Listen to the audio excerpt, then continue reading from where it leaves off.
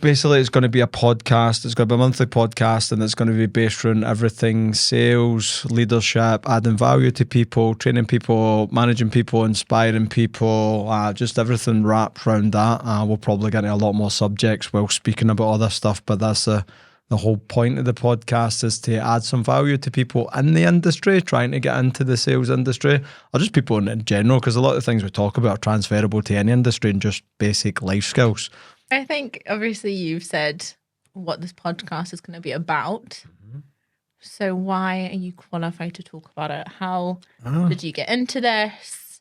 A bit of your story would be a good place to start. I wouldn't say qualified. I hate thinking that I'm qualified. A little bit of imposter syndrome. I think I'm qualified.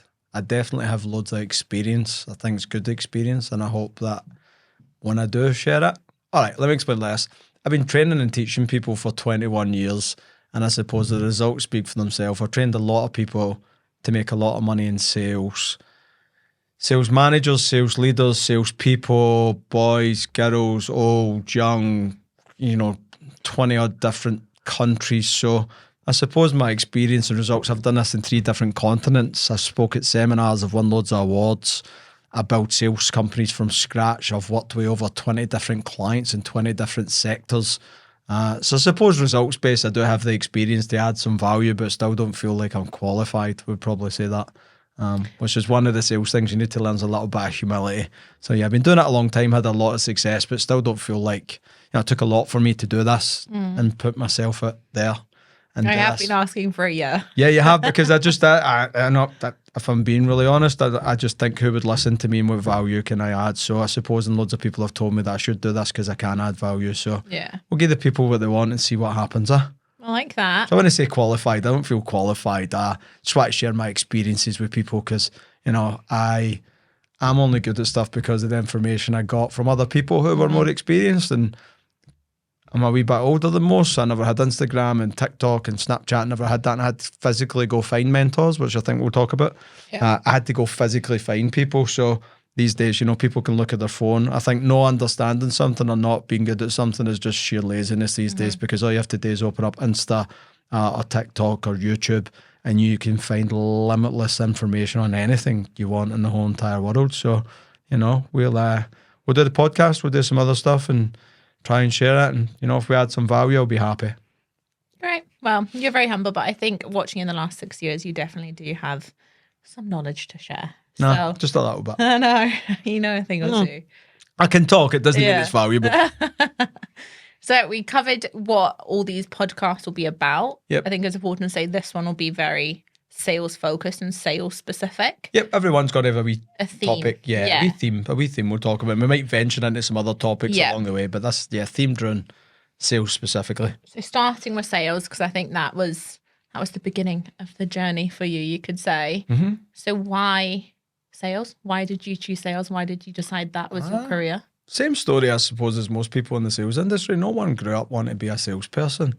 I don't ever remember sitting in class and them going around the room and they're asking everybody what they do in the future, and no one ever put their hand up and says sales. It comes with a stigma, right? It comes with this, even though every company on the planet needs it. To me, it's the most valuable skill on the planet you can learn, because it's a life hack or a life skill. It makes you valuable in a company when you can produce money. It's just a stigma with it. Yeah. So, like everybody else, I hit 22 years old. I call it the career crisis age. People either leave uni, realise that they don't want to follow through with uni, they get a wee bit lost, or people have not went to university and have went into jobs for their 16 and realise they keep doing these jobs that are meaningless and they just mean money at the end of the day, and we get into this wee, either through peer pressure, parents or society, or just in our own heads, we need to find something serious now. It's time to grow up. And so I had that, and my parents sat me down. I had worked. I'd been to the forces, which was my dream job. To have a kid, I had to come out of that because that's what I says in school I wanted to do. I had worked in optics. I'd worked in warehouses, worked in factories. I just done loads of jobs, and I kept changing jobs. And my parents got really upset at me. And my mum sat me down one day and says, "When are you gonna stick to something?" Because I'd literally sometimes get into a job and walk home halfway during my first day and quit. My mum would look, put her hand on her head and say, not again. But going back to, all right, this was maybe 2001, 2002. the economy was much different. I literally, if you were willing to do manual labour, I could literally quit a job on a Monday and have another one on a Tuesday. So I had the luxury of being able to just walk in. Like I think the hardest interview I had in my life was the army. Every other interview was, when can you start? I got a job and I actually worked for Specsavers and I got a job. This is one of the tangents we'll go off on. And I walked in with a shirt and tie on in the Tron Gate in Glasgow. And I'd just come away for the army and training. I didn't know what to do. And I applied for the first thing in the job centre because I've always done jobs when I was 11. So I wanted to work, not collect money for the government. And I walked in and there was a guy called Sorab Khan and Jim Dixon. And this was my first like proper interview because the other one was the army, which was a fitness test, which was to me easy. And I walked in the door and they says, "Are you here for the interview?" And I says, "Yeah." And they're like, "Job's yours. What's your name?" And I'm like, "Why?" And they're like, "You're the first boy out of 35 people to turn up with a shirt and tie on today, so you got the job." Yeah. So That's again, insane. the world I lived in or the economy made it easy for me to just quit a job and keep trying things. And I remember saying to my mum, I says, when I find something that I'm excited about going to on a Monday, I promise one, I'll settle and two, I'll be successful. I just don't know what that is or what that looks like. I just actually remember saying, I know I'll be the boss of something one day. I know that. I just need to find the thing, find that stuff. And when I found sales, I was thinking about, I couldn't find the thing. I couldn't find that thing or stuff or something that made me happy. And I thought, okay, the only thing that would make me happy is got the forces, but that was just challenge, adventure, teamwork, growth, traveling the world, and just all these. It was an escape for the everyday life. Yeah. Or go work in oil. I thought if I'm going to be miserable doing a job, I might be miserable for 50 grand a year than 10 grand a year. Yeah, because that's what your dad did, wasn't it? Yep. There was always a backup plan, but also they work half the year. So I'm like, rather than be miserable 12 months, why don't I be miserable for True. Why don't I be miserable for 6 months? And then I boxed at the time. So I'm like, let me be miserable for 6 months. Another time I can box and be happy. Yeah. I'm like, so that was the dilemma I was in. And then I seen an ad on a construction site on a Monday, and it says, salespeople wanted, no experience necessary. At that point, I didn't care about this. I didn't care about anything. I just like, this says they'll train me in something. So I applied to it. I went out and watched a girl do business to business sales. Within 2 hours, I'm like, this is not a real job. And what I mean by real job was you get to put a suit on. I called it dressing up at the time because I'd never worn a suit before. I'm like, so I get to dress up every day, look good, feel good, talk to people all day, have banter. And I'm like, you pay me for it? And she's like, yeah. And I'm like, this is the easiest job I've ever seen in the world. I just talk.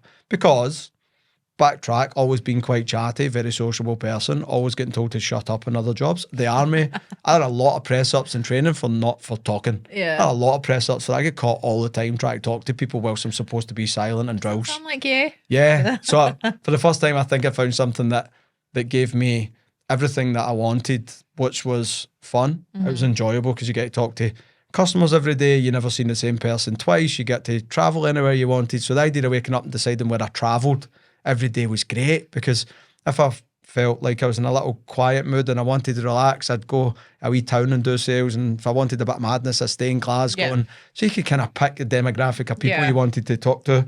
And the people in it seemed to be very positive. And it's the first time, actually, when I got into sales, I thought everybody was crazy. But I realised it's the first time I'd ever been in an environment where everybody was happy, which in itself is weird. And anybody who comes into sales from something else, the look in everybody's faces like a rabbit in headlights. Because seen that a few times. Yeah, it's all right on a Friday. It seems that when you see people start sales on a Friday, you think, oh, it's Friday, everybody's happy and everybody's excited. But when people start on a Monday, you see this weird look that they get. It's just like, what the? And you got all these people that are genuinely motivated. You've not got one or two that are motivated. There's a room full of people, whether it be 15 people or 40 people or 50 people. And there's just this atmosphere of excitement, which in itself is really weird. Yeah. Because that's not school for the most part. It's not uni for the most part. It's no jobs for the most part. I mean, I remember when I was 22, I thought, and I actually had a conversation with my mum before the career crisis thing. I'm like, do you just be miserable until you're 65 and then retire and, play bowling and die? Is this how this works? Because every job I'm in, the people that were twice my age and 3 times my age were just miserable all the time. So I think I've lost track of the question, but to get into sales was the fun part. I think, so it gave me the fun. It gave me the same adventure that something like being in the forces would do. It's challenging, mentally and physically, super challenging. I've worked in commission and performance-based for my whole career in sales, and I like that pressure. I like the idea also that I get paid what I was worth. remember when they told me it was commission only, actually. And I says, my reaction to it was pure, because I says, does that mean I'm the best person? I get paid the most money? Yeah. And she says, yes. And I'm like, I'm going to be the best person then. Because I'd never been in a position before. I'd been 22, 23 years old. I was paid based on age. I was paid based on experience in a role, or I was paid based on favouritism sometimes, and it's quite political in construction sites where, you know, you get more work or you get extra hours and you get the double paydays if you're in with the group and you go to the pub with the lads, or you support the right football team in Glasgow sometimes. So I get excited for the fun. I got excited for the adventure. I got excited for the pressure. I got excited about the money. Above all else, I got excited about it because it's something where I knew I wouldn't become stagnant. Sales is like sport. You can always improve, but unlike sport, you don't have a 10-year career. Yeah. You can still sell when you're 80, 90, 100 if you're still functional, right? So the idea that you could go into a career where you're always going to be able to get better if you choose to, that appealed to me. Yeah. Again, the forces and that's so literally it gave me all the same enjoyment that's in challenge and teamwork and individual effort and rewards as the forces would give me, but it gave me the same money as oil. And I didn't have to leave the house for 6 months with a kid. So that was all really, it ticked just loads of boxes for me. Best of both worlds. Yeah. And I told my mum I was going to try it. My parents weren't happy I was going to try it. But I says, give me 6 weeks, might be the best decision I ever make or the worst. But let me make a decision. Not silly, seems fine. And 6 weeks later, I went home and told my mum it was going to be my career. Yeah. Well, I've heard you say before that you always said this will be your career. You'll have this career till you're 40, 45. Yep. And it's coming up soon in the next few months for you. Oh, no, I added on. So what's years. the story there? Is this your career for the next 45 years as well? Not got a time frame on it, but I'll be in sales and teaching sales and be involved with the sales world until I drop. Yeah. Yeah, Well, that's like, good news. I'll explain why. When you get money, people stay or leave jobs or stay and leave relationships for a couple of reasons. Well, let's just say jobs, right? Let's not get into relationships and Guff's not a relationship podcast. But it could be. Like a therapy with a couch. It could be. We could get a couch at some point and talk. Tell us your feelings. You know, it's simple. We're talking about mental. We'll talk about relationships. We'll talk about mentality. But now I've lost my chain of thought. You get into sales, getting into a relationship. Jobs. People come and go. Fun, money, and development. Everybody just wants to enjoy what they do. Everybody wants to feel like they've at least got a chance and they're getting value added and getting development. And we need money. It's not about wanting to be rich. It's about the necessity of having cash. And I think now, more than ever, I've started to see a change. We're going through a gigabyte time, which is more and more people being self-sufficient and small companies and small self-employed people. And we've seen a change in the amount of people that want to get into sales because people talk about this big word that, this thing, stability. Like, I think a lot of people realised, I hate bringing it up, but I think a lot of people realised that they were just a number during lockdown. A lot didn't. A lot of companies done a good job of really taking care of people and helping them manage their mental state through it and financially through it and kept their jobs and, done all this stuff. But there was a lot of people got dropped like flies quite quickly, and a lot of people realised that they had to be self-sufficient. So I think if you're getting those three things for any job, not just sales, you can do anything, like your job. You don't sell, but your operations, and you get excited about a spreadsheet. You enjoy what you do. Really good at it too. Yeah, of course, right? Yeah, but it doesn't have to be sales. Like, you're still here, and you I'm guessing you're still here because you enjoy what you do. You have fun. We have a lot of fun. If you're on a TikTok and Instagram, you'll see that. We dance a lot. We have a lot of banter, which we're going to keep off this podcast. But if there wasn't a chance for you to make more money, you'd go somewhere else. And that's what makes us all tick. And when you get all those things, it gives you dopamine. And when you get dopamine and feel good, you start to get addicted. Like, it's quite weird when you find that instead of a Sunday night, that tight chest dread, I'm going to work tomorrow feeling, you'll get the, I actually can't wait to go to work tomorrow and see the people and do the thing. Like when I see you with a spreadsheet and you get excited that for me, spreadsheet, cortisol, stress, right? It's like stress. I see a person I need to talk to and sell to, I get dopamine. I'm like, let's go and have a conversation. Give me a crowd. Let me talk in front of them. Because I'm not very shy, as you'll notice in this. But Amanda does that with a spreadsheet. But it's the same thing. You're getting a dopamine kick from it. So therefore, you get excited about doing it. And so sales for me just gives me that. And anything else I've looked at or tried just doesn't give you the same kick. And what's funny is, I always talk to people that, and I interview people a lot, and anybody who's been in sales that's been good at it and gets the dopamine from it, can't go away from it. And if they do, they don't stay away very long because, again, you don't get that dopamine anywhere else. It is, it's addictive. Yep. We've seen, I think especially when we came back from COVID, we definitely saw a lot of people who were in sales previously be like, this is what I want to do now because I've realised that there is no stability like sales. Yep. And there is no fun like sales as well. I think everyone also realised life's too short to do something that you don't enjoy. And I also think the other thing, and this kind of leads on to the next question, is why are sales so valuable? But I remember a conversation that we had when COVID was happening. Obviously, we managed to pivot and we made plans and we figured it all out and things like that. But I remember you saying to me, because I know how to sell, I'll never not have a job. Yep. And you told me your business plan of going to wash windows and stuff like that. And I think that's my next question is why are sales such a valuable skill? And I think the last couple of years have really proved its value. I'll give you the short version or as short as I can because I can go off on a tangent. It's funny you says that. Can I tell a backstory to that? Right. Those plans came from my wife being worried. Yeah. So obviously we specialise in face-to-face sales, right? So we go. So COVID happens. You're not allowed to go within 2 meters of someone. We're done. Mm-hmm. Everybody's in the unknown. My wife's panicking, freaking out. And she's like, what if your business never comes back and they never allow people to go do face-to-face sales again or whatever? Mm.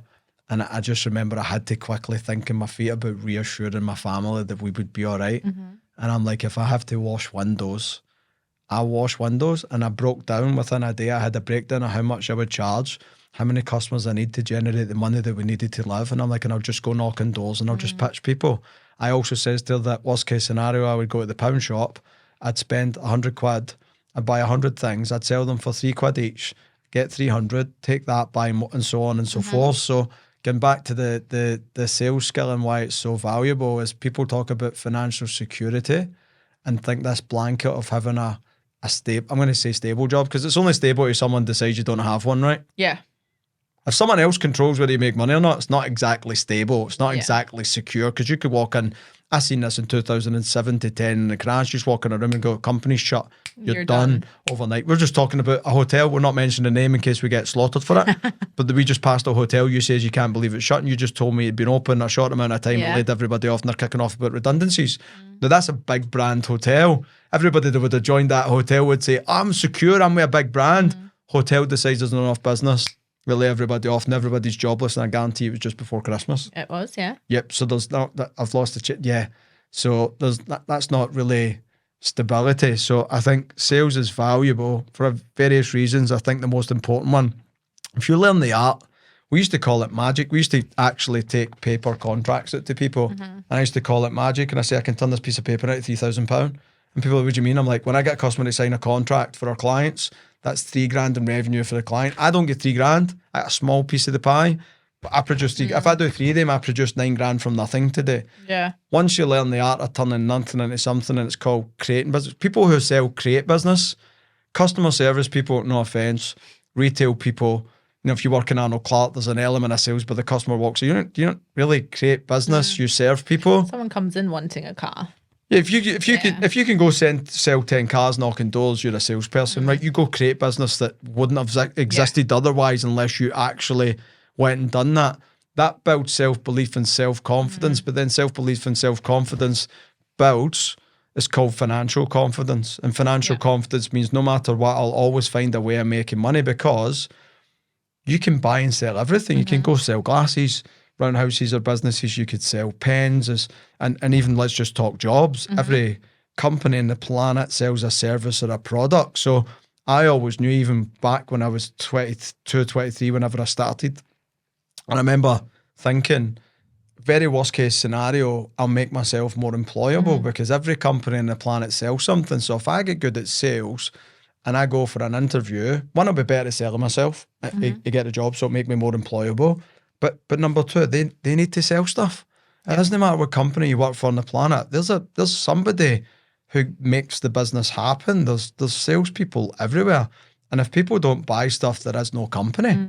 So people look down on salespeople and look very down on salespeople, but I'm sorry to say this, but without the people that sell, no one else has a job. If Apple stopped selling phones, whoever's behind there, and let's look at Apple's marketing. They don't have people around homes or around businesses selling stuff, but when they put a TV commercial on, they're selling. Yeah, 100%. Somebody's coming up with, they've done such a good job of getting us as a consumer go on and buy products and sell. Like they're on like McDonald's sales, like when Ronald McDonald's a sales tool, the branding they use is a sales tool, the colour coding, the toys with it, it's all a tool to get us, the consumer, to buy more. So if you learn the art of getting people excited about taking action, which is spending cash online, offline, or signing contracts to use services, that's the most valuable skill in the world. One, for your livelihood to make money, but two, I think having that financial confidence that I'll always be able to make money, I think takes away anxiety, which is when, you remember, we didn't fluster when we got locked down. We just pivoted and we just found another way of making money. And I remember my wife looking at me after that conversation, actually, and she says, you're so reassuring. Why can you be so reassuring? And it's only because I believed that I can make stuff happen, and that only came from sales. Yeah. So I think it's valuable there. Another reason I think it's valuable is just selling's the art of communication. It's not, if I sell a glass, I'm not going to talk about how good the glass is. I'm just going to communicate with human beings and find people who like the glass and sell it to them. So it's the art of getting attention from people, getting people to like you in 5 seconds, getting people to trust you in 5 seconds. Because you can buy the glass anyway, you can buy any product online, but why do people still buy from people? Why do people still go to retail stores where you don't have to? Yeah. There's proof in the pudding itself. Yeah. Why do people go to restaurants when you can get Deliveroo and Just Eat? Because we're social animals, so there's always that human connection. And my point here is learning sales is valuable because it makes you better at communicating with people, which in general will make you better at life. It'll help you get more things in life. It'll help you be a better parent. It'll help you be a better friend, brother, sister, daughter, mother, father, just because you learn how to communicate things. I mean, even let's go kids. You're always selling the idea that kids should listen to you. Yeah. I think I'm a better dad because I'm good at selling. I think actually my 19-year-old daughter today, I asked her to do something for me on the phone this morning, and her response to me was, "You're a great salesman, James." Think about that as a career, maybe? Yeah, she's like, she's like, okay, no problem. By the way, you're a great salesman, James. And she's right. When I was asked her to do something, I structured it in a way I knew how to get what I wanted at the end of it. And when I want my kids to do stuff, there's everything's a pitch when you go look for a partner. So I think it's valuable. 1, it's employable. 2, it gives you financial confidence. 3, if you're going to go run your own business, you're going to have to sell yourself anyway. And 4, and I think this one's above all else, it just makes you better at life. Yeah. It makes your life a little bit more enjoyable.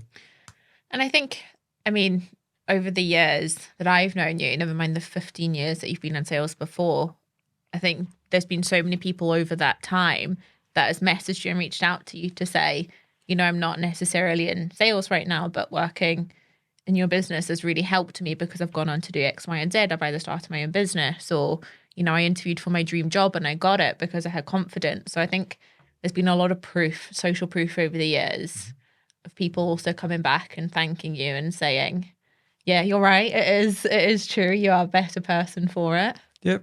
I think anybody does 6 months in sales, 3 months in sales. I think there's 2 things should happen. People should go learn discipline somewhere.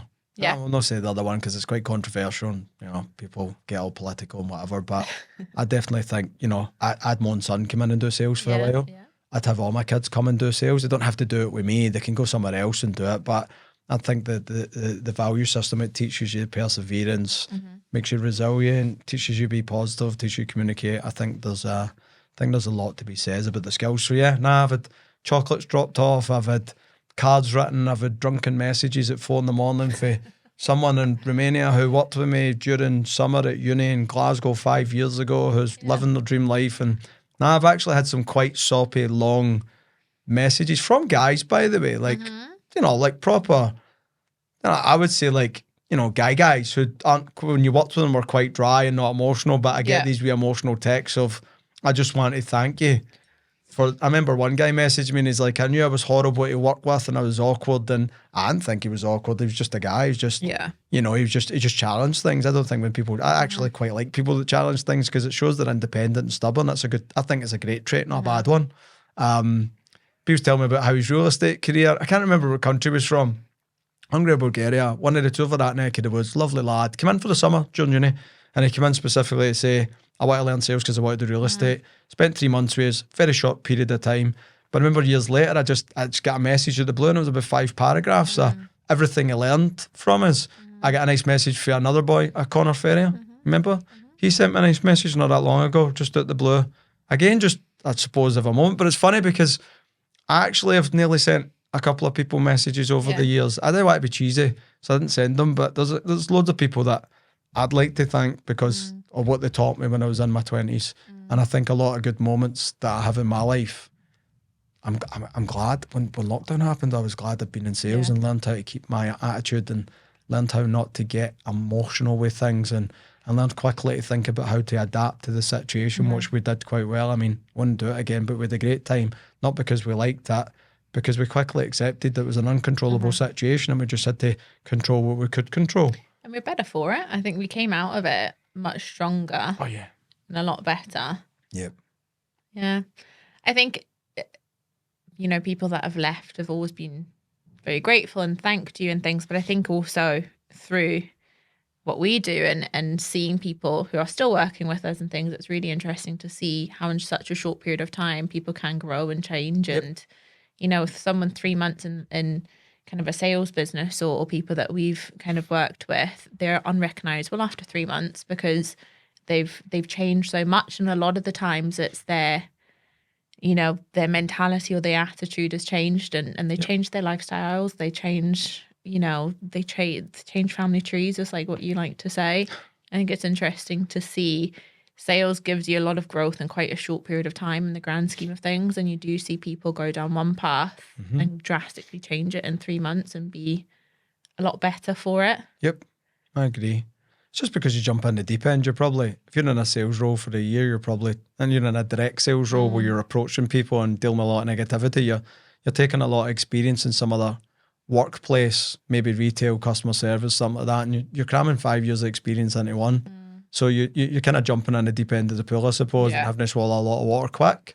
So, yeah, people do mature very quickly. I remember, sorry, you were saying that, and I remember my mum saying to me about 3 months in, she says, I don't care what you're doing. The fact that my son is excited about working this hard and how much you've grown up in 3 months, I couldn't care less what you're doing, because she was very against it when I started. But I remember sitting in an Asda cafe, she asked me how work was and I told her, and she commented on how much I'd changed, like my mentality. I seen the world very different and I did mature. I mean, even every year I've been in sales, I've been different. Let me explain this better. Every year I go in sales, I evolve and I'm a very different person from who I was 12 months ago. And it still happens, which is great. So you're right. Again, we see people come in with social anxiety. The amount of people I remember, this one wee kid, can't even remember his name. Habib, that was his name. He was wicked, and he came in and he couldn't even give me eye contact in his appointment. He couldn't look at me. He's very uncomfortable looking, but I remember him. That's why he came into sales. I've actually had that quite a lot, where people come in and say, I say, why sales? Yeah. And they say, I'm really unsociable and I get nervous around people. I know this is going to be horrible, but it's the quickest way for me to fix that. Yeah. And I remember being so excited 3 months later when he was this confident young man who held his chest out and was good at sales and became this wee extrovert. This introvert that couldn't give me eye contact was, I always remember, come in suited every day, dressed smart. He's a very serious little character. But when he came into my interview, he talked to me like this. Yeah. And again, if he hadn't told me his reasons for coming, I don't know if I would have hired him for a sales job. But when he says his reasons, why am I to stop you trying sales? It's like, because he knew I'm going to struggle. He knew he wasn't going to be the best straight away, but he's like, this is how I fix myself. I've seen that so many times. And so even for people that don't want to be in sales, it can add some value. Again, go back to the life value that I added to him. I've never heard from him since. I don't know how his life is. He's not one of the people that sent me a message, but I just remember the change in him, and I just remember being happy.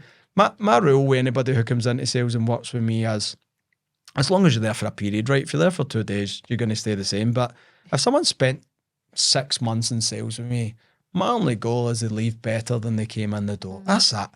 I don't care. Not everyone's going to come work with us or work in sales forever. I definitely think it serves a purpose. And if you look at most entrepreneurs on the planet, not all, but if you look at a lot of them, there's a common denominator. They're all good at selling. And most of them, if you go on Insta or TikTok or You look at, Gary Vee, Hermese, you look at all these great people and all these big influences on loads, Ed Mylett, they all talk about go learn sales because they understand the value in learning how to communicate. Companies like Marks and Spencer's, Scotland's first billionaire, Sir Tom Hunter used to go direct selling, Runertia in a van, and there seems to be a common Richard Branson selling his records in the middle of London. So a lot of these people started out just trying to get their product to market and just, they had an idea, did a service of the product and took it. So I forget what the bloody question was, but I think there was quite a few in there. Yeah. So now we know why sales are so valuable and why it's something that I think everybody should seriously think about and do for a period of time. What would your advice be to getting started? What would your advice be to someone who's might be watching this or might have been thinking for a while about getting into sales? What would your advice be? Don't be scared and go for it. Take a risk. Everything's a risk. People that come into sales say, it's a risk. What if I don't sell and what if I don't do it? Everything's a risk. You start in any company on the planet, it might shut down next week. The industry might go belly up. You start in one thing and tech takes over, or AI or a bigger company comes in and wipes that, you're done. So I think just go for it. Find a company that's willing to give you a chance with no experience. Don't listen. I'm not saying don't listen to anybody. I'm not saying don't take people's advice. Do take people's advice. But sometimes you just got to go with your gut. Like if I'd listened to everybody's advice, I'd be offshore, which is really funny because 5 years ago, they paid off 100,000 boys in Scotland for offshore. I might have been jobless. I might have been, looking for I don't know, I might still been there, but I wanted to get into drilling and they don't drill as much now as they used to. So I don't know if I would have had a job. So I think we ask other people's opinions too much sometimes about our decisions in life, and that's all right to pass it by your counsel and a few different people. But if you're thinking about getting into sales, if there's a wee thing in your tummy telling you to try it.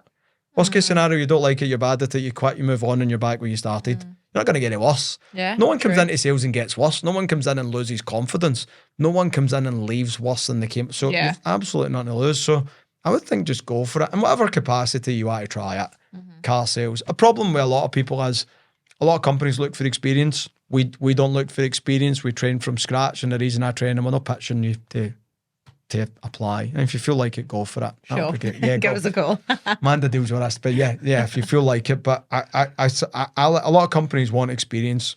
I don't not want experience, but sometimes the blank piece of paper, if I want to draw something in this, I first of all have to erase all this and then replace it, and it might not look as neat and tidy as I'd want it to look. Whereas if I get a blank piece of paper, I can do what I want on it. So find somebody that's willing to, and apply. Don't just go apply to companies and get upset. When I applied to drilling companies for offshore, I applied to 123 companies, and the reason I applied to 123 companies is that's all the drilling companies I could find. And I physically... Is that just in Scotland? That's a lot of companies? Anywhere I could find, found drilling companies and just fired. I actually posted my CV to everybody. Wasn't online. I just, again, old. I just posted my CV because I'm like someone. And what's funny is when I get into sales, I got a response from one. Wow. And I got an offer. I got an offer because I wanted to go as a roust, which is entry level labourer. And I wanted to get into that because most people that run drilling rigs started at the bottom, worked their way up. So there was advancement opportunities. They travelled the world drilling, and they weren't in the same place all the time. Obviously, when you find oil, you move on and go somewhere else. But even then, as a young boy, I understood it was a numbers game. So if you want to get into a sales job, first of all, understand sales. It's a numbers game. That's it. You just got to apply. Just Google sales jobs and apply to everybody. And if you apply to enough of them, somebody will say yes to you. But a lot of people that I talk to say, I've been thinking about getting into sales for years, and it takes them years to pull the trigger. Pull the trigger and just go for it. What's the worst thing that's going to happen? You suck. You don't like it. Yeah, 100%. And I do think sometimes people are put off because of there's a sales stereotype and there's a stigma attached to sales. Yep. So what would you say to those people? There's no stigma. I used to think the same thing. My nana told me to do sales when I was 18. She didn't leave when I was 18 till I actually done it. She's like, you should do sales, son. You're in the wrong job. And I never quite, and she's like, you could talk for Scotland. I remember saying to my nana, I don't want to be one of those people. So I actually had that thought process and that stigma.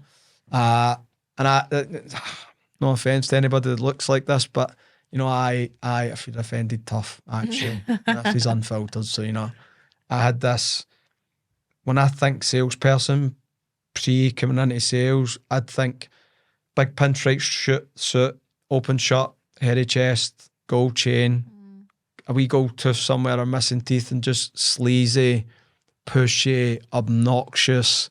I just didn't have, it just wasn't. It gives me the creeps or the ick, we call it. I just thinking about it. But at that time I would have took anything and I was trying anything. So I'm glad I came across it at the point I did, because I came across it before and maybe I've prejudged it. Yeah. But I didn't, and I went out. I went to watch this girl who was professionally dressed. She was lovely. Her name was Katrina Broadhead. She'd just finished a business degree and she was sharp. Like if I'd seen her walking through town with it, knowing what she did for a living, I'm like, I don't know what that girl does, but she does something good. She's important. Powerful, important, fun, savvy. Yeah. And she was just lovely. And people were just lovely back. And I'm like, this is not what I thought it was going to be. And what I realised then actually is it was an industry full of those people. Where there's smoke, there's fire. Yeah. Yeah, 100%. There is, but that's every industry. There's restaurants that don't sell what they say they sell. There's car garages that don't do the work they say they do. There's bad dentists, there's bad doctors, there's bad, in every industry you get into, there's bad. But if I get into one restaurant and get a bad burger, I can't all of a sudden not go to say I'm never going to another restaurant again, even in the same chain. Yeah. Do you know what I mean? That could be one person. So there is a stigma that comes with that. But again, you might turn up to a company, get a job, and they're exactly what the stigma is. And unfortunately, because of sales, it's in such high demand and low supply. And even the supply, about 10% are good supply and 90% maybe not so good. So it's in such high demand. It's not a difficult thing to get into. Then there is a lot of people out there that don't do things professionally, don't do things properly. And unfortunately, people tar the whole industry with the same thing. But not everybody in every industry. It's not like, not every person's bad in an industry because one or two people are. Even if the majority, there's always going to be a minority that are good. So yeah, there is a stigma with it, but that, you'll only find out when you go. I think it's also then just that actually, it's not only just applying to sales jobs and getting one sales job and judging that job. If you don't like it, leave and go get another one until you find the right people and find the right culture and find something that suits you. And I suppose the most important thing, find a company or people with moral compasses who have good values and are actually professional and actually care about the customer and doing things right, because the other people don't care about the customer, don't have the right morals, and they just want to make money. Yeah. I think something we always say to people when they come in and sit with us, when we go through our recruitment process, we always say it is a two-way thing. Yes, we need to make sure you're the right fit for us and you're somebody that, we want to represent the clients that we work with and things like that. And yes, we do need to ask you questions to get to know you, but it is equally as important for the candidate to get to know the company. Yep. And just by going to an interview or an appointment or whatever, you're not committing to anything. You're not agreeing to anything. No. You're feeling it out. It's like going on a date. Is this the right fit for us? Does this work for us? Actually, isn't it? And it's like, you can decide then that that's not for me, and that's fine. And we have people that come in and say, do you know what, this isn't for me. And that's no problem. We'll wish you luck and genuinely mean that and hope you do find the right fit. And then there's some people who we've met who have been at other sales companies and have come in and said, you are maybe a bit different to the other role, because every company is going to be different. So I think it is important to date around. Different or better? Or a lot better. Yeah. Humility is a strong point, but different or better, which is, anyway, we'll not get into that one. I was actually sat down at the beginning of my sales career in the first week. Can't remember exactly what day, and I was sat in a room and I was told by my coach, before you start your sales journey, I'm going to explain something to you. The industry has two types of people. The first person is the person that you've heard about and all the bad stuff. They do things wrong. They don't care about the customer. They're trying to make a quick, he called it a buck because he was American. So he actually says they're trying to make a quick buck, and they're always changing companies and they're always changing industries because they're just chasing the next best thing. And he says that people never have any stability or real careers. They just move around a lot, and they're the people you read about and they're the people you hear about. He says, and then there's other people who understand reputation is the most important thing on the planet, because the better the reputation you have, the better the clients, the better the product, these are the sale. And you actually build like a professional career for yourself in sales.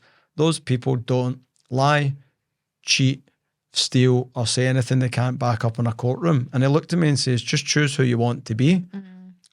Unfortunate enough for me, I chose the second one. I've never said a word to a human being that I can't back up in a courtroom, who's that dude for Suits, Harvey Spectra? I always imagine he's interrogating me. And I'm like, every single word that comes out of my mouth has to be factual and has to be backed up in a courtroom. I've never lost a client. I've never had complaints personally. I've never done anything wrong or had anybody complain about my methods of doing it. When I've been in any service sales, I don't have high cancellations. I have very few because I do things professionally and do things properly. But again, there's people out there who don't share the values and don't have the same moral compass. Or maybe we're not lucky enough to have someone sit them down the first week and say, there is two people, just choose. So I think if you're going to get into it, one, you've got to apply to everyone, but go with an open mind and find people that, fit. If you don't have a moral compass, no problem. Go work with those people. If you do have one, find a company that shares the same values and has the same moral compass. 100%. And from a company's point of view, you're saying there's two types of people. It always comes down a lot of the time to the right choice or the easy choice. Yep. It's easy to make a quick buck, as they say, but it's harder to build a good reputation and build a career and something that will span a lifetime. Yeah. So I think it is important to go around and see what's out there. Yeah, there's loads of times where you could cut a corner. When someone asks you a question, you can wing it and get, but I think honesty is the best policy. Like I've always found in selling, like even selling from an on point of view, I'm more willing to lose the money and sleep better at night than take the money and go to sleep anxious. Because you know if you do stuff right or wrong, and if you can sleep doing bad things, then that's up to that's you. If you I believe in karma. I believe in doing it right, and I've definitely lost a lot of sales because I didn't know the answer to things, but I've also gained a lot of sales because of my honesty. When someone asks me a question and I just say, I honestly don't know the answer to that, but let me go find out the answer and come back to you. And you see the look in people's faces, you just know they can trust you because the other people would make things up or tell them what they wanted to hear or say whatever they thought they had to say to get the person over the line. And I'm willing to lose that sale and that process to protect my moral compass. And it's done as good. I've never been out of work for 21 years. I've always worked with the best clients. I've always made great money, good money, great money. I've always had an opportunity because you build a reputation for someone who does things professionally and does things properly. Yeah, frustrating because a lot of people, you get tarred with the same brush sometimes of the bad ones, but again, that's every industry. It's everything in life, isn't it? It is. It's regardless of sales or whatever the industry, it will happen in that. So someone's decided, okay, I'm going to do it. I'm going to date around. I'm going to find the right sales company for me and I'm going to start. What am I expecting my first 4 weeks? No. As long as you find the right company, we'll go from there, right? So your first 4 weeks may look different for this if you find the wrong company. Again, you've got to go on a lot of dates. What should you expect? What should you say expect? You should expect awesome training. I mean, if you're working, let's just talk us. Yeah. Let's just talk working with us, right? Support structure, one-on-one training, group training, access to people all in the UK in their network who have the best information. I think that was one of the most endearing things for me when I got into sales. Very weird, but endearing, was strangers were willing to give me advice for free. People are selfish by nature, really selfish by nature. Everything's transactional. People give to get. Even when people give a present, most of the time it's so they get some love. The bigger the present, the more attention they want back. That's human nature. I can't help. That's who we are. Why do you want to be the favourite uncle or the favourite aunt? Or why do you buy the biggest presents? Or why do you say yes to the kids because you want a cuddle, you want love, you want that attention, right? My wife always says, we're not competing for parents. I'm like, of course we are. The kids will have a favourite and I just want to be it. When I came into sales though, it was quite weird because strangers were willing to help me. Done this thing called networking, which coming for construction force, I never get told to go network with somebody and how to do my job better. And so I think you should expect it to be weird like that, where you come into an environment where strangers ask if you need help on your first week for no reason at all. And if you ask someone for time, they'll give you it. And if you ask the best people for help, they gave you it. And it was weird. It's really weird because I came from backgrounds where maybe I'm on a construction site, I've nothing to do, and I'd go to the tradie and go to the joiner and say, can you teach me how to put up a door? And they'd say, it's not your job. I'm like, but I've nothing else to do and you're putting up a door, so can I not just watch you? And that's not your job, go find something to do. And I was shunned away all the time for learning more in other jobs. So I think if you find the right, not just us, other sales companies, there's some other awesome sales companies out there. I'm sure there's millions of them around the world. You'd expect good training because, and let's just talk from a selfish company point of view, if you're going to sell for someone, they want you to do as many sales as humanly possible, and selfishly from us. Yeah. So it makes sense for companies to give you wicked training. So I think you should expect wicked training. You should need the tools, the infrastructure, the culture, and the information to go be good at selling. You should expect a lot of positivity in any sales environment. I think if it's a good sales environment, a good culture, everybody's overly positive because you have to be overly positive. But it's weird, but it's nice. Because no matter how you feel when you walk in the room, other positive people, it's infectious. Negativity is infectious, and so is positivity. You become a victim of your environment quite quickly. So you should expect that to be weird your first week. Second week, you become it, and you kind of love it. You get addicted. You start saying things like, I can't wait to go to work on Monday and a Friday night. You wake up on a Monday morning excited about going out the door, which is really weird, and your parents think you've been abducted and replaced by someone else, or your girlfriend or boyfriend or whatever. So I think you should expect that. On the downside, you should expect to be, not downside, because I think it's a positive, physically and mentally challenged like you probably haven't been for a while.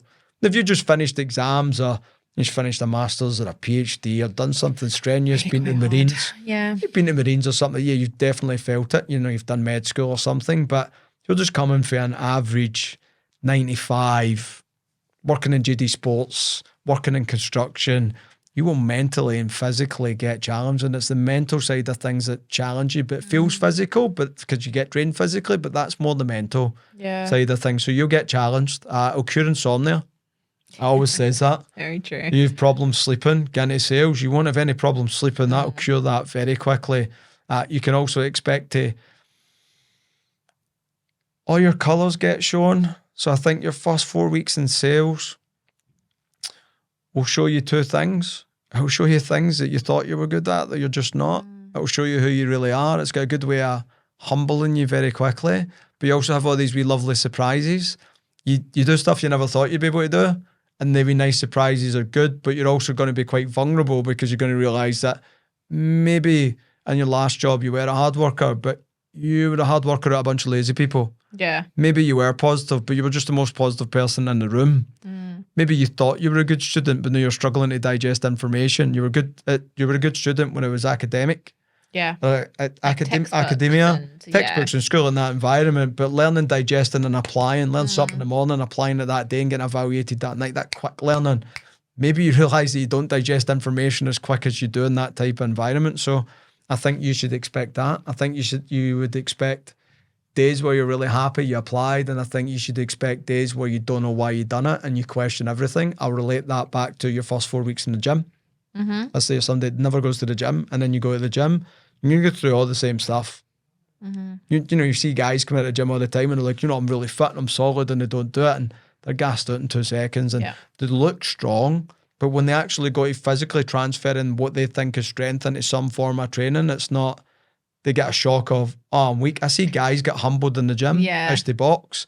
I do a lot of weight training, functional stuff, and I even take tough boys to do my training, and they get gassed out really quick. And you see them become quite vulnerable quite quick because the ego gets up. But I also see people surprise themselves quite quickly as well. So I think your first 4 weeks in a gym, there'll be mornings where you wake up and you'll be sore and pained, and you don't feel like you're getting anywhere, and you'll be stressed out, and you'll question why you'd even got to the gym and is it worth it and all that stuff. And I think on the flip side of things, some days you'll see progression, you'll lose the pound, you'll look a wee bit better in the mirror, you'll feel good, and you'll be so thankful that you joined the gym. The trick is to get through the first 4 weeks. Yeah. Because after the first 4 weeks, you know the gym's going to be better for you. And if you do 4 weeks in sales, even if you quit after that, you will be a better person. Yeah, 100%. Success or no success, you'll learn discipline, you'll learn work ethic, you'll be more resilient because you're dealing with a lot of negativity. You'll be a better communicator just by pure default because you'll be talking to, you never know who's going to answer the phone or is behind the door or is walking in if you're doing car sales. You're going to be dealing with so many different people. You'll be more adaptable. You'll have a better attitude. You'll see things different. You'll be more positive. Like, so even if you get into sales and you suck for 4 weeks, you'll still leave a wee bit better than you came through the door. I think something that we always talk about to people is aim for progression, not perfection. It's easy to come in and see someone who's been in sales for 4 years and who's incredible, so they can go do whatever the target may be, and they can double, triple the target every single day. And then when you come in and you're struggling to do your first sale or your second sale, it's easy to think, I'm not cut out for that. But it's really important to take stock of the small, tiny little steps that you are taking and the small little progression that you are having, because that's where growth does come from. So focus on getting better as opposed to coming in and being perfect, because that's not going to happen unless you're unless you're Amanda. Yeah, if you're Amanda, perfection standard. That's just what happens. We're making tier spreadsheets, everything. If you ever get a chance to spend time with Amanda, you realise that even the way she sits for the camera and the podcast, she deemed as perfect. But anyway, and I'm imperfect apparently. But yeah, that progression, not perfection, got drilled into me because being a competitive, sporty person, I was always just looking for it to be perfect. And he used to always say that to me: aim for perfection, but accept progression. Yeah.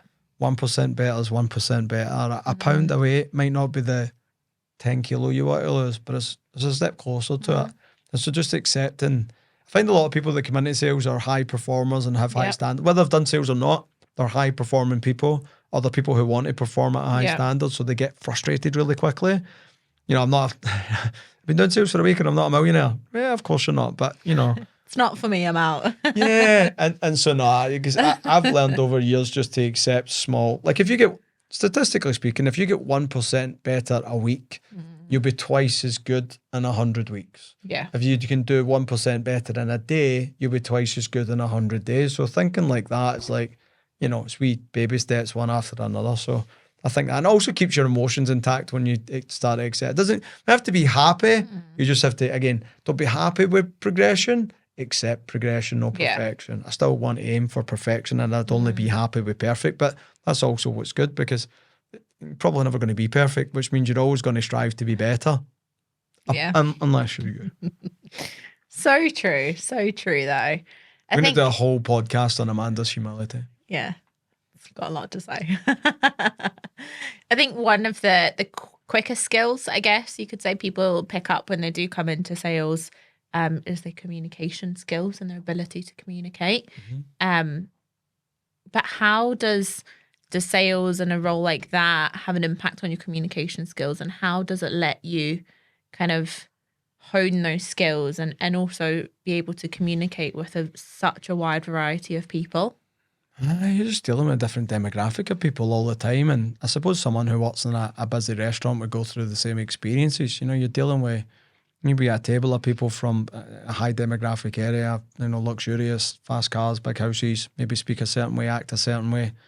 So you have to speak and act a certain way in order to get those people to feel like you're one of them. And they got another table that's at the other end of the scale, and you have to adapt to get. So one of my coaches used to call it the likability factor. Yeah. Like when people meet you, they have to like you. They don't know why, but they just do. And that's not changing who you are. It's just changing your wording, your demeanour.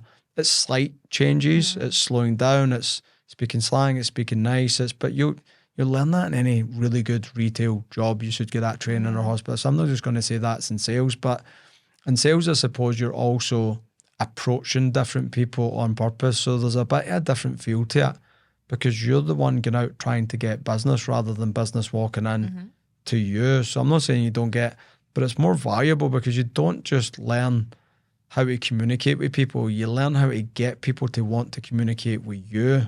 So you learn how to get, someone once asked me years ago and says, what do you think you're really good at sales? And I says, I'm really awesome at saying hi.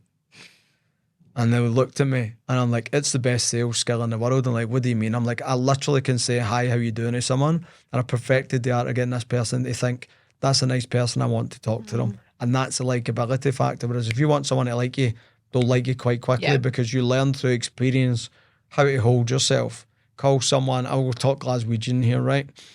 Call someone pal versus mate versus boss versus sir.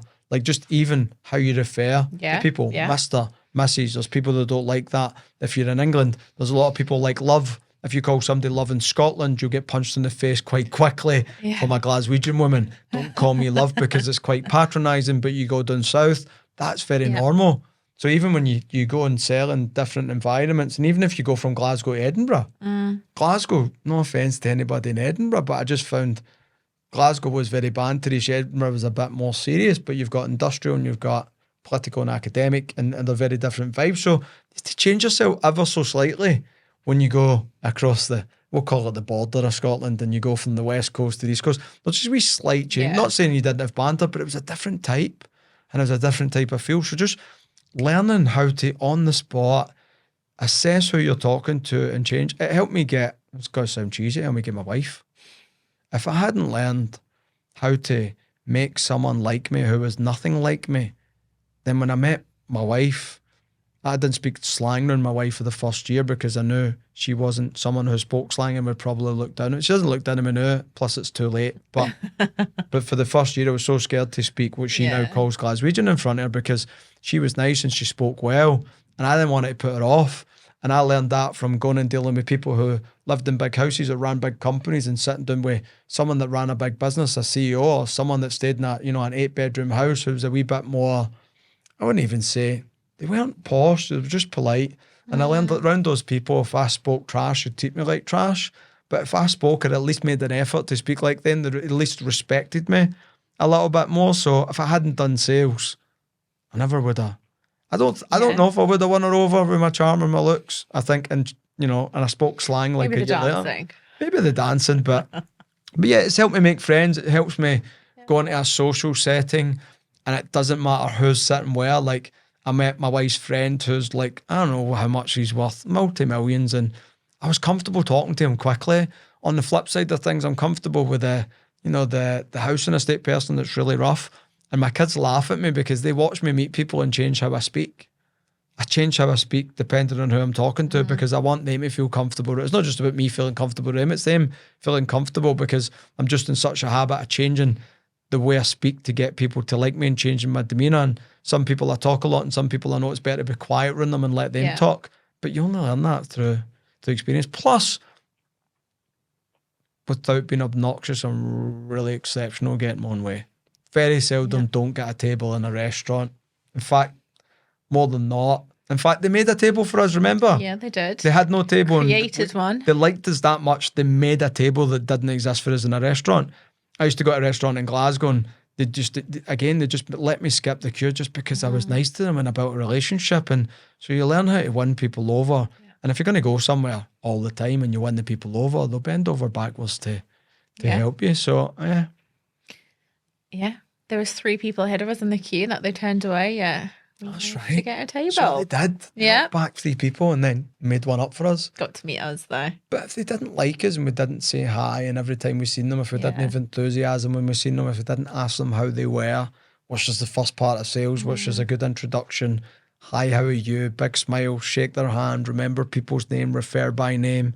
Actually smile at people and actually ask how they're doing and actually listen to the response. Yeah. That's only something, not only something, that's lies. I'm sure other people teach you. I'm sure people teach their kids that they're good communicators, right? In business or whatever, school teachers, but you learn that. You learn that in selling. You have to be good in the first 10 seconds or no one will talk to you. Yeah. Whether you're on the phone, whether there's someone walking in to buy a car from you, like people judge you within the first 10 seconds. That's just human nature. So you have to become really exceptional at that part. And again, forgot what the question was, but you answered it, don't worry. Okay. It's about communication. Okay.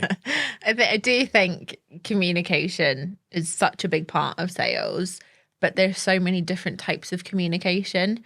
So what you say is really important and how you say it, and like you're saying, adapting to who you're talking to or what you want that outcome to be. But something that over the years I've heard you talk a lot about is also the different types of listening. Are you listening or are you actively listening to someone? Yeah. And how important is that in sales, and what does it mean to actively listen to someone? I learned that more when I got married, to be honest with you. Are we talking close enough into these? Should we be here? I don't know. We'll find out. Hope so. Yeah. Actively listening. So the easiest way to explain this is there's a difference between listening to respond and listening to listen. So most people, if you watch them communicating, you see them do this, and you see the mouth. Do you see these? They're called micro expressions. Like when you learn body language, or micro expressions, like an eye movement, a twitch. Good poker players will know it's called micro expressions. Watch most people communicate, especially salespeople. They're waiting to talk. They're letting the customer talk, or they're letting the other person talk, just so they can finish, just so they can say their part. And it's even people in a friendship group that are doing it, and they're listening to respond, they're not listening to listen. So listening to listen is, because if you're too busy thinking about what you're going to say, your brain's not going to digest what they're saying. And we all do it. We all do it. I do it with my kids all the time. I do it with my wife all the time. And my wife will say stuff to me like, "Oh, you're not listening." And I'll say, "Yeah, I'm listening." And I'll repeat what she says. And she says, "Yeah, but you weren't actually listening." And she's right.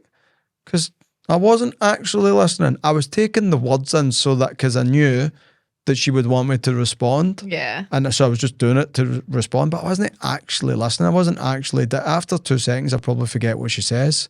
So I think there's a big difference with actively listening. I think that comes back to actively caring. But if we're just talking sales in general, and specifically sales and not just the art of communication, listening to what people say will give you everything you need to know about them. And the easiest way to sell to someone is to use the things they tell you to sell back. That's it. How someone says hi back will tell me their enthusiasm level. It'll tell me, it'll tell me their enthusiasm level. It'll tell me the kind of mood that they're in. It'll tell me the tone to talk in. So if I say, "Hi, how are you?" to someone, I'm excited, and they speak down and like, really good, really relaxed, I can do 2 things. Somebody who doesn't actively listen will continue in the same tonality. They'll speak the same speed. They'll talk the same tone, but they're just too much for that person. The easiest way to explain this is like when you got a wee yappy dog, and it's a nice wee dog, and when you're a wee bit chilled out, you don't want the yappy dog, but when you're excited, you want the dog, and you'll lie and you'll play with it in the floor. I do this with my dog all the time. If I'm in the right mood, I'll roll about with my dog, but if I'm not in the right mood, I'm like, get away from me, I'm just not that. So if you don't actively listen, an active listener will change their tone. So an active listener in that situation will bring their tone down to be more at level where the other human being is, which makes them a better communicator. Because again, if you're in a chilled out mood and your mate's yapping, you love them, but you're just like, stop talking. Yeah. On the flip side of things, if they're in the same wavelength or same vibe as you, you're more comfortable chatting. Do you know what I mean? You're more comfortable. Enjoyable as well. So again, come back. It's you're learning how to deal with human beings. So actively listening, just even in an introduction and listening, I'll quickly tell you. I also tell you if the customer's in a rush or not. So if someone says, "Yep, good," me hearing that "yep, good" and digesting it means hurry up, get to the point, which means I need to shut up, not talk a lot of nonsense, not try and build relations, just get to the point. I do that with people to get them to hurry up. Say, "Yep," I'll look at my what, "Yep, yep." I say "yep." Anytime I say "yep," it means hurry up. And so when I'm actively listening, now you know. Mental now. Yep means quick. It means I'm urgent. I've got a lot to do, right? But if I say to someone, "How you doing?" They go, "Yeah, I'm really cool, man. You, how are you doing?" I know they've got time. So I can slow down and take my time with people. So there's all these wee tells that you get if you actually take a breath and listening. And asking people when you're selling a product service, something simple like, "What do you look for? What's your expectations? What gets you excited?" And shutting up and listening to them. They'll actually tell you how to sell a product to them. 9 times out of 10, we do this it's another company that we run, and we were on a sales call yesterday, and I try and sell a product. We don't try and sell a service. I say, "What are you looking for in a company?" And she told us all the things she's looking for a company. I went, "Okay, that's easy. Let me explain how we do that." And I explained what we done, which in itself builds the value. And I seen her smile.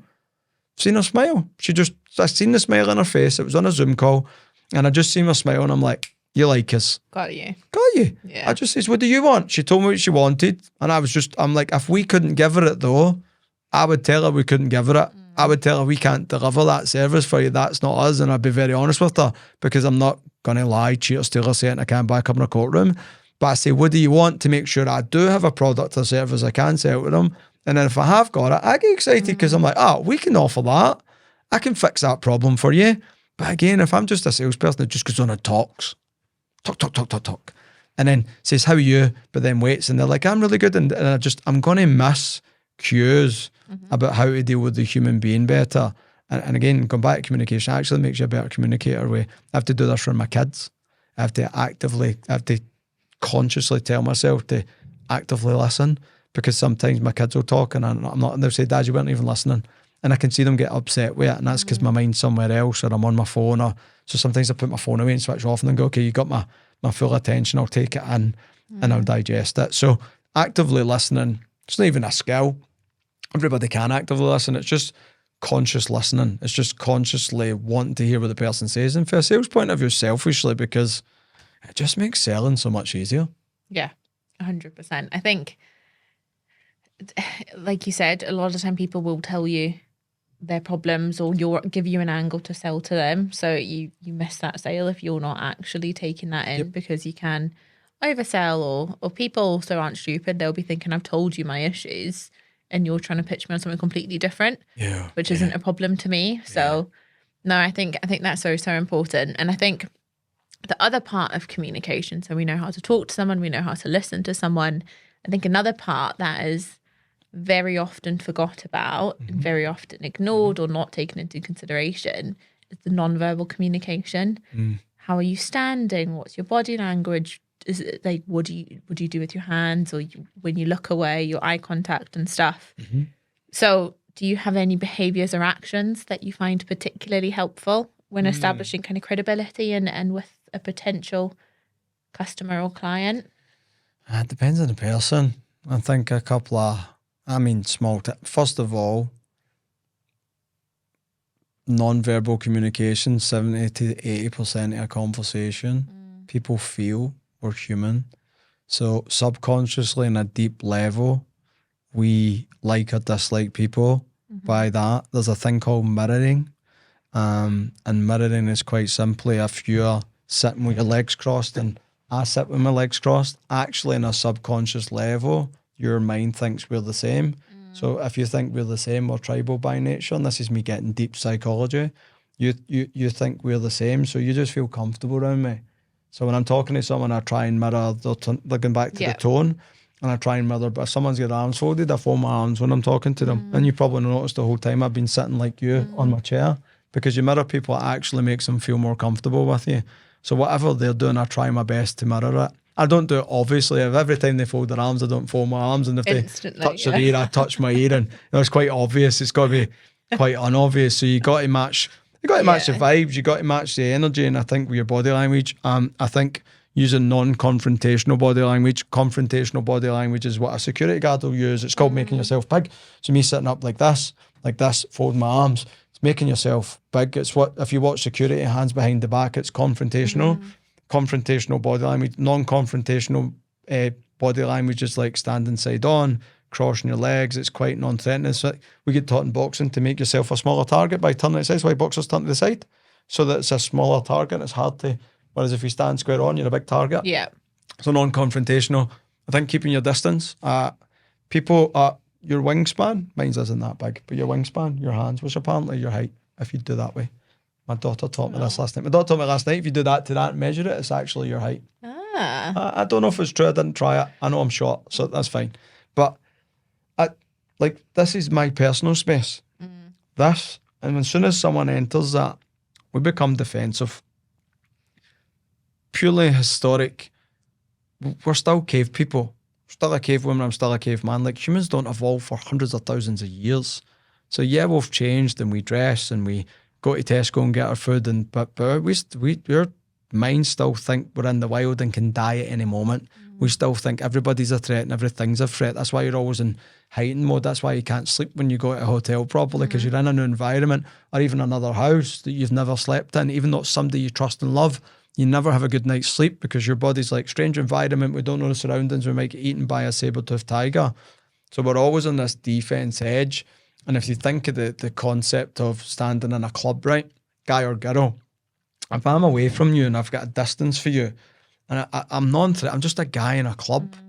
But as soon as I step in your personal space, boy or girl, guys gets his, you watch guys put their chest out and they'll be like, they feel a threat and they start figuring out how to dismantle the person in a fight. Yeah. Because that's how they're programmed and that's how they do it. So they become defensive, they become tight.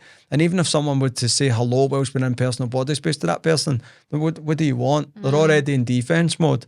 Girl, I'm sure you've had in a club, guy stands too close, you start thinking, what does this sleazebag want? Because you're in threat for different reasons, being a female, if I'm a guy. Guys, it comes to fighting and war, and girls, sleazy men, and just that. And I'm sure you've experienced it, right? I do too. But so understanding that's how human psyche works. I never ever start a conversation with somebody being too close to them. I always say, if they can smell your breath or smell your perfume or smell your aftershave, you're too close in the initial conversation. You're too, you like, get invited in. Like, keep your distance and say hi to someone. Keep your distance and say hello. And as the conversation goes, come closer in. Yeah. Because as they feel more comfortable coming in, there's no defense. So I think a lot of people make mistakes of getting too close too quick, or touching. I've seen people touch people on the shoulder, and it's just awful. Yeah, never touch someone that you've never met before. It makes them feel uncomfortable. Guy or girl. It's just, it doesn't, male, female. It's not a sexual thing. It's just get out of my space thing. Don't touch me. Yeah. And I think, and I'm going to say this, and from a short guy's point of view, it's easier for me. I'm not very threatening person, 5'7", not huge. 5'7"? Yep, small. But the bigger you are, the more you have to be conscious of this. Yeah. So the bigger framed person you are, and I've worked with some big lads, and I'm like, you should probably go 2 arm lengths away from someone. Because of your height difference than most people, you're going to be a threat.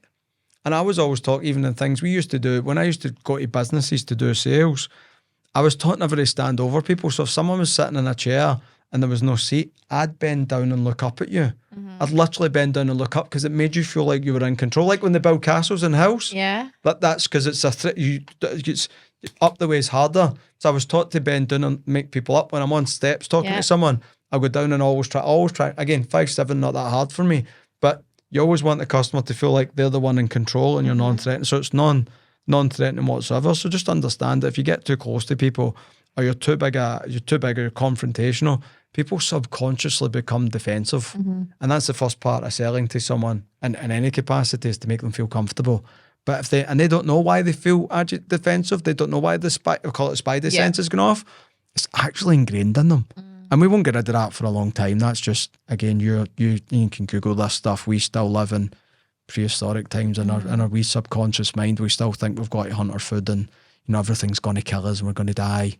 And so as soon as anybody gets close to you, you start going, what did they? Tensing up. You do tense up, and it's just, it's human nature. So if you're going to deal with people, you have to understand cause and effect. Like, if I stand this way, what happens? If I look here, what happens? If I do this, what happens? There's an element of control there as well.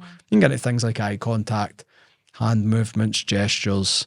You can do a tap on the shoulder or a tap on the arm when somebody's comfortable. So there's loads of things you can do when somebody's comfortable. But initially, I think it's about the things I just spoke about. I think it's so interesting. I think over the years, all these different things that you've mentioned, I've heard you talk about it, and I think it is so interesting how much of a psychological thing sales is, and how much there is so much more to it than just the words you say, or your sales pitch, or your script, or whatever it may be. There's so much more to it, and it is a psychological game. We've always said at some point we want to study it, just because we feel like we're halfway there just by working in sales. Yeah, I do. I definitely. But that's, again, go back to the attraction to selling and people. Everybody's different. Everybody's a different game.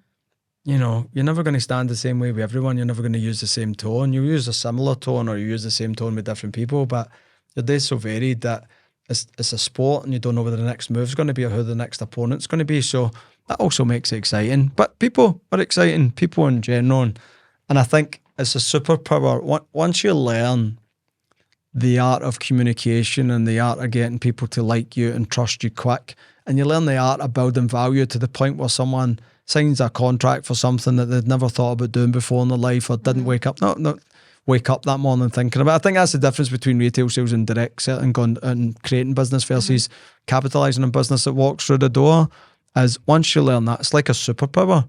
Come back to the confidence again and the value, but again, in your personal life, the ability to use body language to make people feel comfortable on you, even if you're dating. Mirroring, there you go. If you go on a date, practice, mirror. If he or she or they, if they sit, anybody you're with sits and they cross the legs, They won't all of a sudden just go, I'm so comfortable in you, but just know that it's going to actually make them feel better in you, that you're mirroring them. Mirror the tone. If you're loud and they're quiet, bring your tone down and make them feel it. On the flip side, if you're quiet and they're loud, bring your tone up a little bit. But once you learn that, that becomes a little bit like a superpower in your everyday life. You know, if you want somebody to do something for you in a store, if you want someone to do something for, you know, my dry cleaning, my altar. I walked into an alterations place yesterday and I've not seen the guy in over 10 years and he says hello and walked in yesterday. He owns the place and he's like, how are you? It's been 20 years? I was like 10, and the amount of times I'd go in there to the girls and him, and I'd be in a panic, and it would be a Saturday and I needed a shirt and I just bought a new shirt and I needed it tailored, and just because I was so nice to people and so lovely and built relationships with them because I knew it, the amount of times I get stuff done in an hour is ridiculous. Don't get me wrong, now and again I take in some flowers or I take in some chocolates, and just again, the sales, I won people over, because if I'm going to go back there, I just never know whose help I'm going to need. But again, if I didn't learn sales and the art of getting people to feel comfortable and like me, like the amount of times my dry cleaning has been done quickly, just the amount of times I've been served quickly in restaurants, the amount of things I've got because of that, it's been absolutely ridiculous. And that's body language, psychological, building relationships, pitching, paying an interest. Yeah, 100%. And I think, I can vouch for that. I've been in many situations where I've seen you get away with things or get things that not many other people would, just because of those relationships that you've built and how much you've got them to kind of trust you and buy into you as a person. So I can vouch for that. I've seen that. Yeah. And I think you've answered my next question, because my next question was going to be, how do you, in sales, it's about getting someone to trust you. How do you go about building that trust? Simple things like being a nice person. People can smell a rat. Or most people can. It's quite sad. We were talking earlier about dodgy emails. Yeah. Email scammers, right? And I remember I was saying how I like reading them, and I'm like, if I had a lower IQ, I'd probably fall for this. It's well written, and I think for the most part, people have a gut instinct and a spidey sense, and they just know how they feel. Like we all meet someone and get a feeling one way or the other. Maybe you fall in love, maybe you know you're going to be friends. I don't know how many times in my life I've said, me and this person are going to be friends, and we end up friends when I met them for the first time. Or, I just on the flip side of things, the amount of times I met someone and went, something's off, and 6 weeks later something had happened. You're like, I knew something was off with that person. And so everybody's got, we're going to keep calling it a spidey sense, right? Which is your gut instinct. Or now they're starting to say there's like a brain in the gut, and that is the one that feels, and you got to listen to it, and intuition. So people aren't stupid. I think trust is earned quite quickly if you're a good person. It's hard not to trust. Like, I've never had an issue with people trusting me. I've just never had an issue in sales with people saying they don't trust me, ever. But I don't think it was anything I physically done. I think people could just feel that I'm a good human being. A good tester actually is always dogs and kids. If dogs come to you first time and let you clap them, I think they're a good judge, because they only know how they feel. And then babies, I get very offended if a baby doesn't smile around me. And I won't actually leave till it smiles around me, because they only know how they feel. The gut's the only thing that causes emotion in a dog, and the gut's the only thing that causes emotion in a baby. There's no logic. It's just how they feel. And so I always get suspicious of people that dogs run away from and kids cry when they touch. And I just scream when they walk around. So I think trust first and foremost. If you have good intentions and you're being genuine and you're being real, that gets trust. Never try and be someone you're not. Even if you're trying to sell and try to emulate someone else, and you're trying to be something that you're not, that causes mistrust, because people just get a feeling you're not being real. And again, we all know that. We all know the person that comes out of company and you're just like, I wish you'd just be real. They seem like such a nice person, but it's such a turn off that they're just no, I can tell they're being false. And so first and foremost, I think that's the first thing. Be genuine. Don't try and be someone that you're not. And if you're a good human being, it shouldn't be hard to get people to trust you if you're good. If you're actually genuinely have a moral compass and have good values and are a good person. I think things like maintaining eye contact when you're speaking, which is uncomfortable. When I'm sitting talking to you, I find it hard to stare at someone when I'm talking. Still something really quite uncomfortable about. So, do you know what I mean? It was quite, I did learn that, and so I did learn to look at people, because if I look away, there's no trust. If your doctor looks at you when you show them a problem, or the dentist and you've got a hole in your tooth and the dentist is like, oh, I could probably fit. Get me another dentist. Not drilling a hole in my mouth. So I think eye contact, tone of voice, and confidence and certainty in your voice, which brings me on to the next part, is just make sure that you're an expert in whatever you're selling. And you do know, you don't have to regurgitate and be good at selling a product, but you have to know everything about that, because confidence is trust, and trust comes from reassurance, and reassurance is the tone and your voice. I had someone talk about, so I was talking to someone yesterday who was talking about another person that we work with, and they're like, I don't know what it is about them. And this is the harsh thing to say, is like, he must have drugs in his voice or something, because when he speaks, there's just something there that makes you want to listen. And I think a good sales professional has to have that. They have to be confident. There's some dodgy salespeople that are really confident, but they get away with murder. We'll not name names, right? But there's some people in the world that have scammed a lot of people, and it's just because of the pure confidence that people believe it. So I think you build trust through having a certain sense of certainty in your voice, through being genuine and being a nice person, and actually coming across like you care. And again, go back to active listening. So I think those things contribute to trust. I think if you fluster, if you look away, if you don't have the best intentions, if there's any immoral things going on, I think people can generally pick up on it quite quickly. People don't always follow through, and that's how sometimes, unfortunately, people fall for bad stuff, is because they don't listen to their own gut. How many times have you done something, it went wrong, but you knew it was going to go wrong, or you done something to a person, like, I knew they were going to do that. You just, you didn't listen. So everybody's got that feeling, everybody acts in it. But if you want everybody to trust you, every single person, whether they did fall for that or not, then you just have to be genuine. Yeah, 100%. And you can be the most genuine person. You can be, you know, the most trustworthy person, and you know, the most legit person out there. But people will still say no in sales. There is rejection. You know, it's not personal, but there is going to be rejection there. So how do you handle that? How do you deal with that? How do you deal with rejection? I don't take it personally. It's life. How do you find somebody you love? You're going to have to deal with. If you're lucky, you find somebody early. If not, you know, you're going to have to, I don't know, swipe right, swipe left, whatever people do these days. Whatever direction just to go on dates and get stood up and arrange to meet people back in mild, and you meet someone, somebody had arranged to meet them, and you go and they just wouldn't turn up. Oh, shit. Happened to me once. Still remember it, do you? Once. A loss. But anyway, we'll move on. But yeah, you just got to, first of all, don't take rejection personally. Nobody likes rejection. Let me just put this first and foremost. Because people say, I can handle rejection, doesn't mean we like it. Because boxers get punched in the face doesn't mean they like it. It just doesn't mean, it's just, but for them, it's what they have to do in order to get the good stuff. So a fighter will get hit in the face to get a punch in. They might take a punch to give 2 punches, right? They're willing to deal with that. Salespeople have got to understand it's a numbers game, and it's a game of rejection, because the majority is going to be rejection. But that's where your resilience comes from, your thick skin comes from.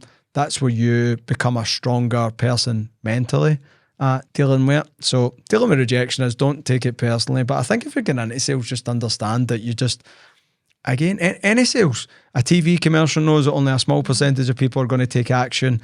An e-commerce business knows that only a small amount. A conversion rate in e-commerce, sorry, we're going to go on a tangent about e-commerce here. I'm also involved with that a lot.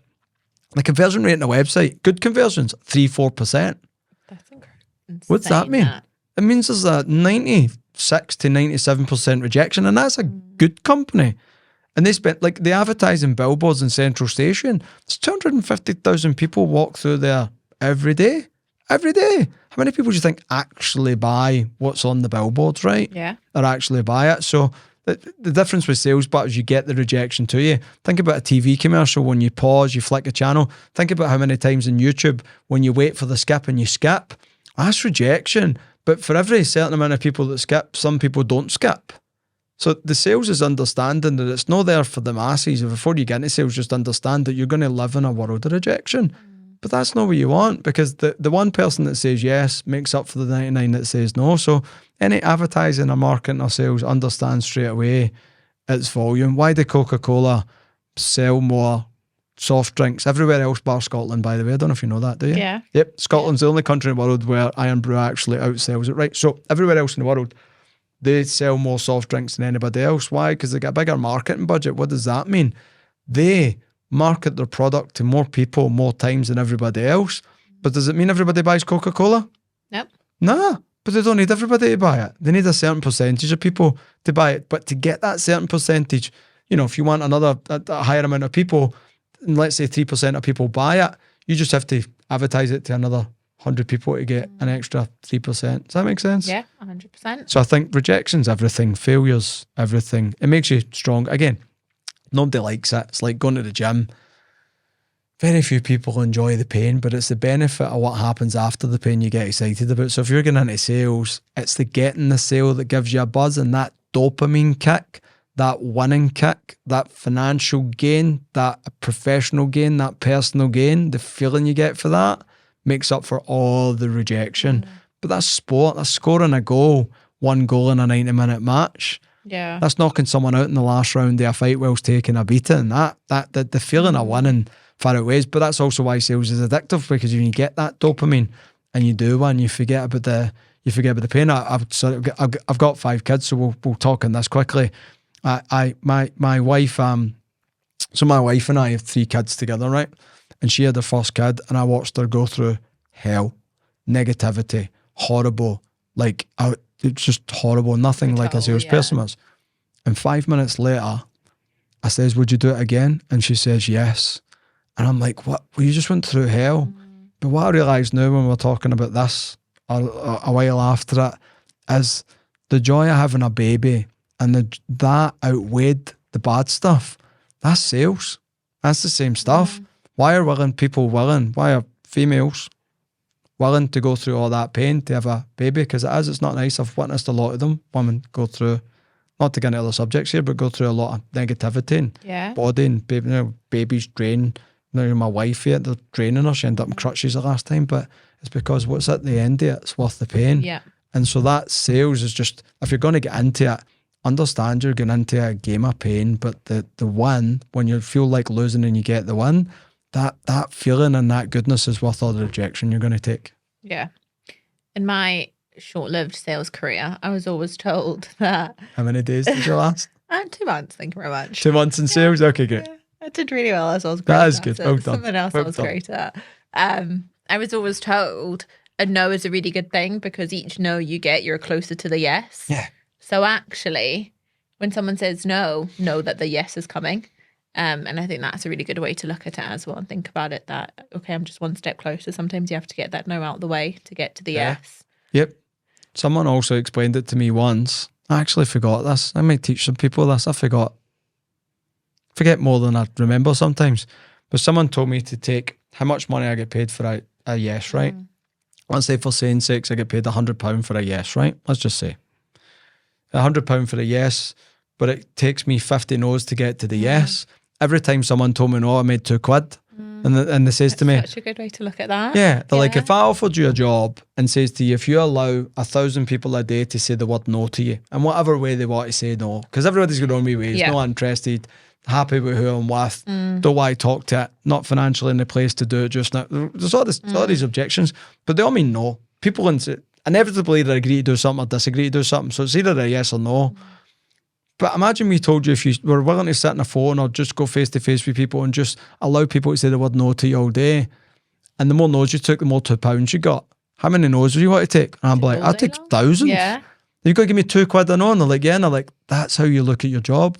And so every time then after that, I was learning how to keep my attitude right. And this is why this person explained it. Every time someone says no to me, I'm like, I'm £2 richer. Yeah. Somebody's got my money. So it gets to the point where I'm like, all right, I've took 50 no's. Somebody owes me £100.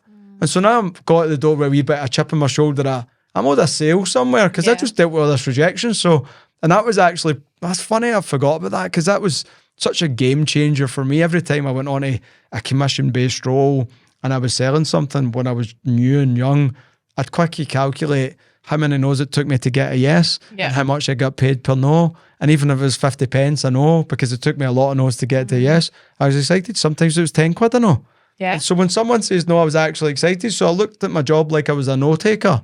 My job was to take rejection, not to do sales. The sales is how I got paid, but my job was actually to wake up every day and like a fighter's job to help him get punched in the face, right? I'd rather take a no than a punch to the face. Yeah, but that's that's another little way of dealing with the rejection. Perspective, isn't it? It's how you look at it, and you can either look at it as someone's rejecting me, or yeah, I am one step closer to where I want to be, and I think that's Getting paid. so good. And again, no one likes, I don't like rejection. I don't like people saying the word no. Yeah. Everyone likes the word yes. Do you know what I mean? You can see that in children, actually, as humans. We hear it. I got a 3-year-old and she hates the word no. You tell her no for anything, she throws a tantrum. Because again, she just acts on instincts and acts on. So you can see we as human beings naturally like the word yes and hate the word no. Yeah. When we're trying to get something. So no one naturally likes rejection. No one I wake up in the morning and go, I hope I get rejection. I'd much rather everyone bought the things I was selling when I was 23, 24. I'd just rather everybody says, my life would have been easier, but would I have grown into the person I am? Would I be more resilient? Would you have character? Would you have mental toughness? Then nah, unfortunately, that's just like if your parents always tell you no, you never tell you no, you don't become a good adult. Not a very nice person, are you? Nah, and you get a little bit of a shock when you become an adult and realise that the world doesn't work in yeses all the time, like the world's full of rejection. Yeah, no, 100%. Jobs, love, money, mortgage. Yeah. You better get used to it. Definitely got some no's. I don't think we've said this, but you started your career with fluffy ducks. Yeah. So I'm sure a few gotta people talk have said about that. no to those fluffy ducks. Yeah. I got shunned and laughed at, and more than those. I got a lot of abuse in the beginning of my sales career, but whatever. Yeah. He sold crap out of black bag. You're doing all right for it though. Yeah. Yeah. Yeah. I'll always remember the fluffy ducks. For sure. Yeah. And I think rejection is obviously part of sales. Are there any other kind of common, negatives? I don't think negatives is the word, but any other kind of common things that you need to overcome or you need to accept that as part of a sales career? That you suck Yeah. at loads of stuff. And I hear this a lot with people. I'm doing my best. And that's fine. But I think a lot of people realise, especially in sales, and not every job, but especially in sales, because again, you go in the deep end. Sometimes your best isn't good enough. And even that with myself, it's a hard pill to swallow. I'm doing my best. I'm not getting to where I need to go. And if I'm doing my best, and let's just think about it logically, if you're doing your best and you're not getting the results, yeah, you're doing your best. Yeah. But your best isn't good enough. And so, but that's also fine. It's also fine for your best not to be good enough, because that lets you, and again, go back to what I said earlier about always improving. Yeah. If my best isn't good enough, it's a skill gap. I just need to go learn how to be better. But so many people cling on to, I get to see this all the time. People are like, yeah, but I'm trying my best. I'm like, if only you get paid for trying your best. If only we all get paid for trying, that would be wonderful. Let me just send the clients an invoice for trying. Yeah. I tried today. Can you please pay me? I didn't produce any more customers for you. I didn't produce any more revenue. But can you pay me because I tried? I'm going to get a big fat no and a horrible email and probably sent to a psych ward for being nuts. Because that's just not how. Go try and pay your mortgage on try. Go try and pay your car payments on try. Like it's not happening. So I think that's a harsh reality that people have to. Trying your best doesn't mean anything, and I think people cling on to that all the time, and because people don't want to admit that their best isn't good enough because your ego gets kicked in, and then you realise that you're not. So going back to earlier as well, I says it's quite humbling because you realise that my best is good to a certain point. Like I think I'm really good, and I'm really good to a certain point, but I'll hit a limit at some point. And when I hit my limit, I've got to accept that that's my limit. I don't accept it and stay there. I accept it and go learn how to go past my limit and go past and go past all these limitations, because we all have them. But again, like sport, sometimes a team can go try its best, but I'm just not good enough. Yeah. And that's fine. And a team can go with the hotel tie and go, we just have to be better. And so I think that's two things actually, because it makes people accountable to themselves. So I think two things happen when people realise that. One, they go in on themselves and they get quite sad because they feel bad and realise that they're not good enough to get somewhere, and their actions don't match their goals or whatever. Their skill level's nowhere near, and they thought they were a level 5 and they're actually a level 2. And so we're quite, our ego tells us we're better than we are for the most part. But number 2, it's quite freeing because people also realise they're in control. Yeah. When you have that moment of real accountability of maybe I'm not good enough, you feel sad because you're like, oh, my life's the way it is because I'm not good enough. On the flip side, if I get better, everything else will get better on the back of it. Yeah. So I think that's two things. But most people don't want to deal with the first one. Yeah. Everybody wants to feel like they can change their life, but nobody wants to accept that what they are where they are because of decisions and actions they took, and them trying their best. I worked hard and I tried my best. It doesn't your best. I had my daughter do this with exams of the week, and my wife went through her. She got a B. My wife's like, not acceptable. You need an A. So I tried my best. I'd be so chuffed if I got a B. She's a straight A student. Yeah. She's a straight A student. And my wife wasn't being horrible. She's like, your best has to be better. Yeah. And now, God love her, she's gone to every single class for extra tutoring in her school after that. She's a way to get better. And I'm super proud of her because she realised her best wasn't good enough. And I think she knows if it's the right child that I'm thinking of, she knows what she wants to do, and that's her goal. So that's what she wants to work. So that makes sense, because the reward at the end of it is enough motivation to be like, okay, yeah, I'm not where I need to be, so I need to work on getting better, because if I want to be where I've said I am, then I need to focus on the improvements. Well, she wants to be a neurosurgeon, so what's she going to say to somebody? Sorry, I screwed your brain up. I tried my best. Yeah. No. She's She's literally going to have people's lives in her hands. And so that's what we're trying to drill into her is, if you want to be someone who performs at that level, your best has to be better all the time. It's not, a B's not acceptable. Like nearly saving someone's life is not acceptable. Saving it. So, if she didn't want to work in a high performing thing, a B would have been good. If she's like, I'm not going to say any professions because I don't want to demean anything, but let's face it, if you're somebody who works in the medical field and you're a doctor and you're a surgeon, it's a high performing human being, and there's no room for slip ups. You have to be as perfect gets. Yeah. So with her, it was a harsh pill that her best wasn't good enough. She got sad for a night, and the next day she joined some clubs.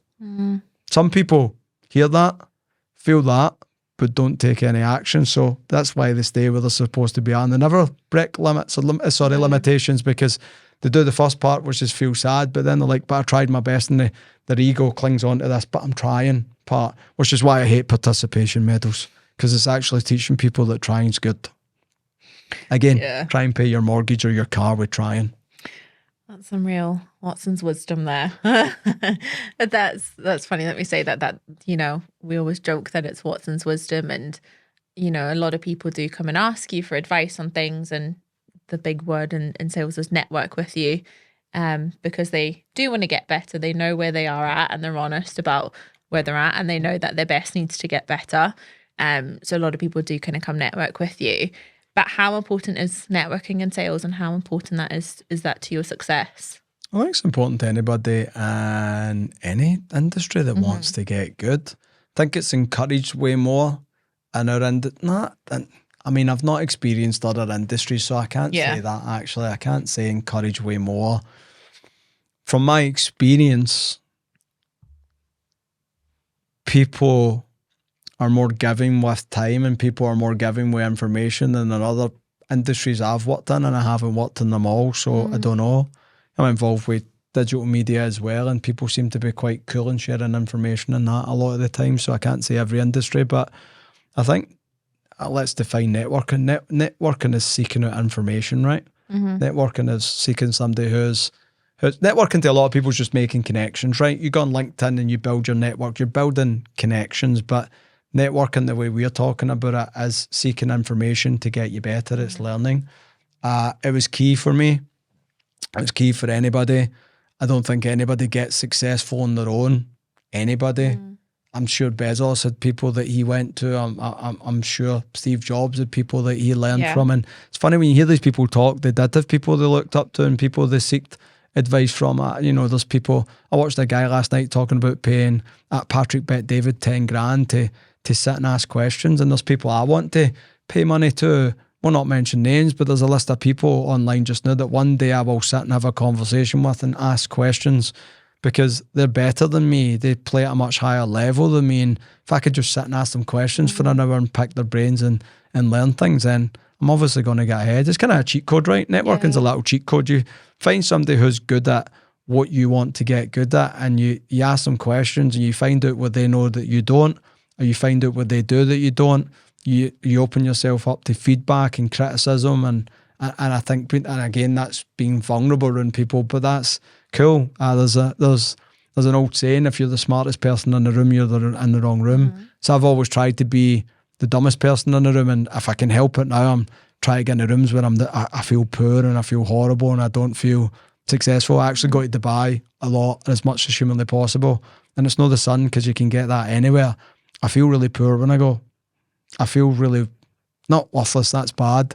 I don't feel like I'm anything. I think you're a big fish in a little pond, and then you're a small fish in a big pond, right? You're in the ocean there. Yeah. And so that's good, because it just, and then when I'm there, I want to make connections and find people. And even just now, the gym I'm part of, a lot of my life and places I go eat, I'm joining Soho House, and I'm going to places not because I want to go hang out.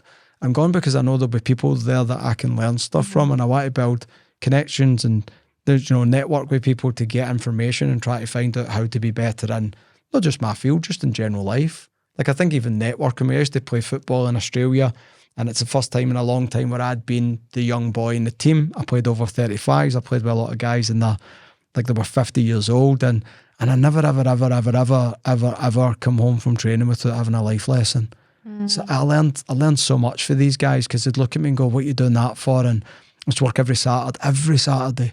And like, "Why are you working every Saturday?" And I'm like, "Because I have to." And they're like, "You don't take it for it." And so I think networking is just like surrounding yourself with people who know more than you do, or reaching out and connecting with people who know more than you do, especially in your field, especially in sales, especially in, if you want to become, if I want to be a good surgeon like my daughter, I'd want to go hang out with other surgeons. I'd want to go pick the brains. I'd go find, if I had access to the best neurosurgeon, and go watch them do their work and learn, because you're going to stop yourself making mistakes that aren't necessary because someone else has made them and can do it. But you're going to learn at a much faster rate. So I think networking is good. But again, networking deemed as going and seeking out information and finding coaches and finding new ways of doing things, or better ways of doing things in that sense, rather than just building connections just because you have a network. Yeah, 100%. And I think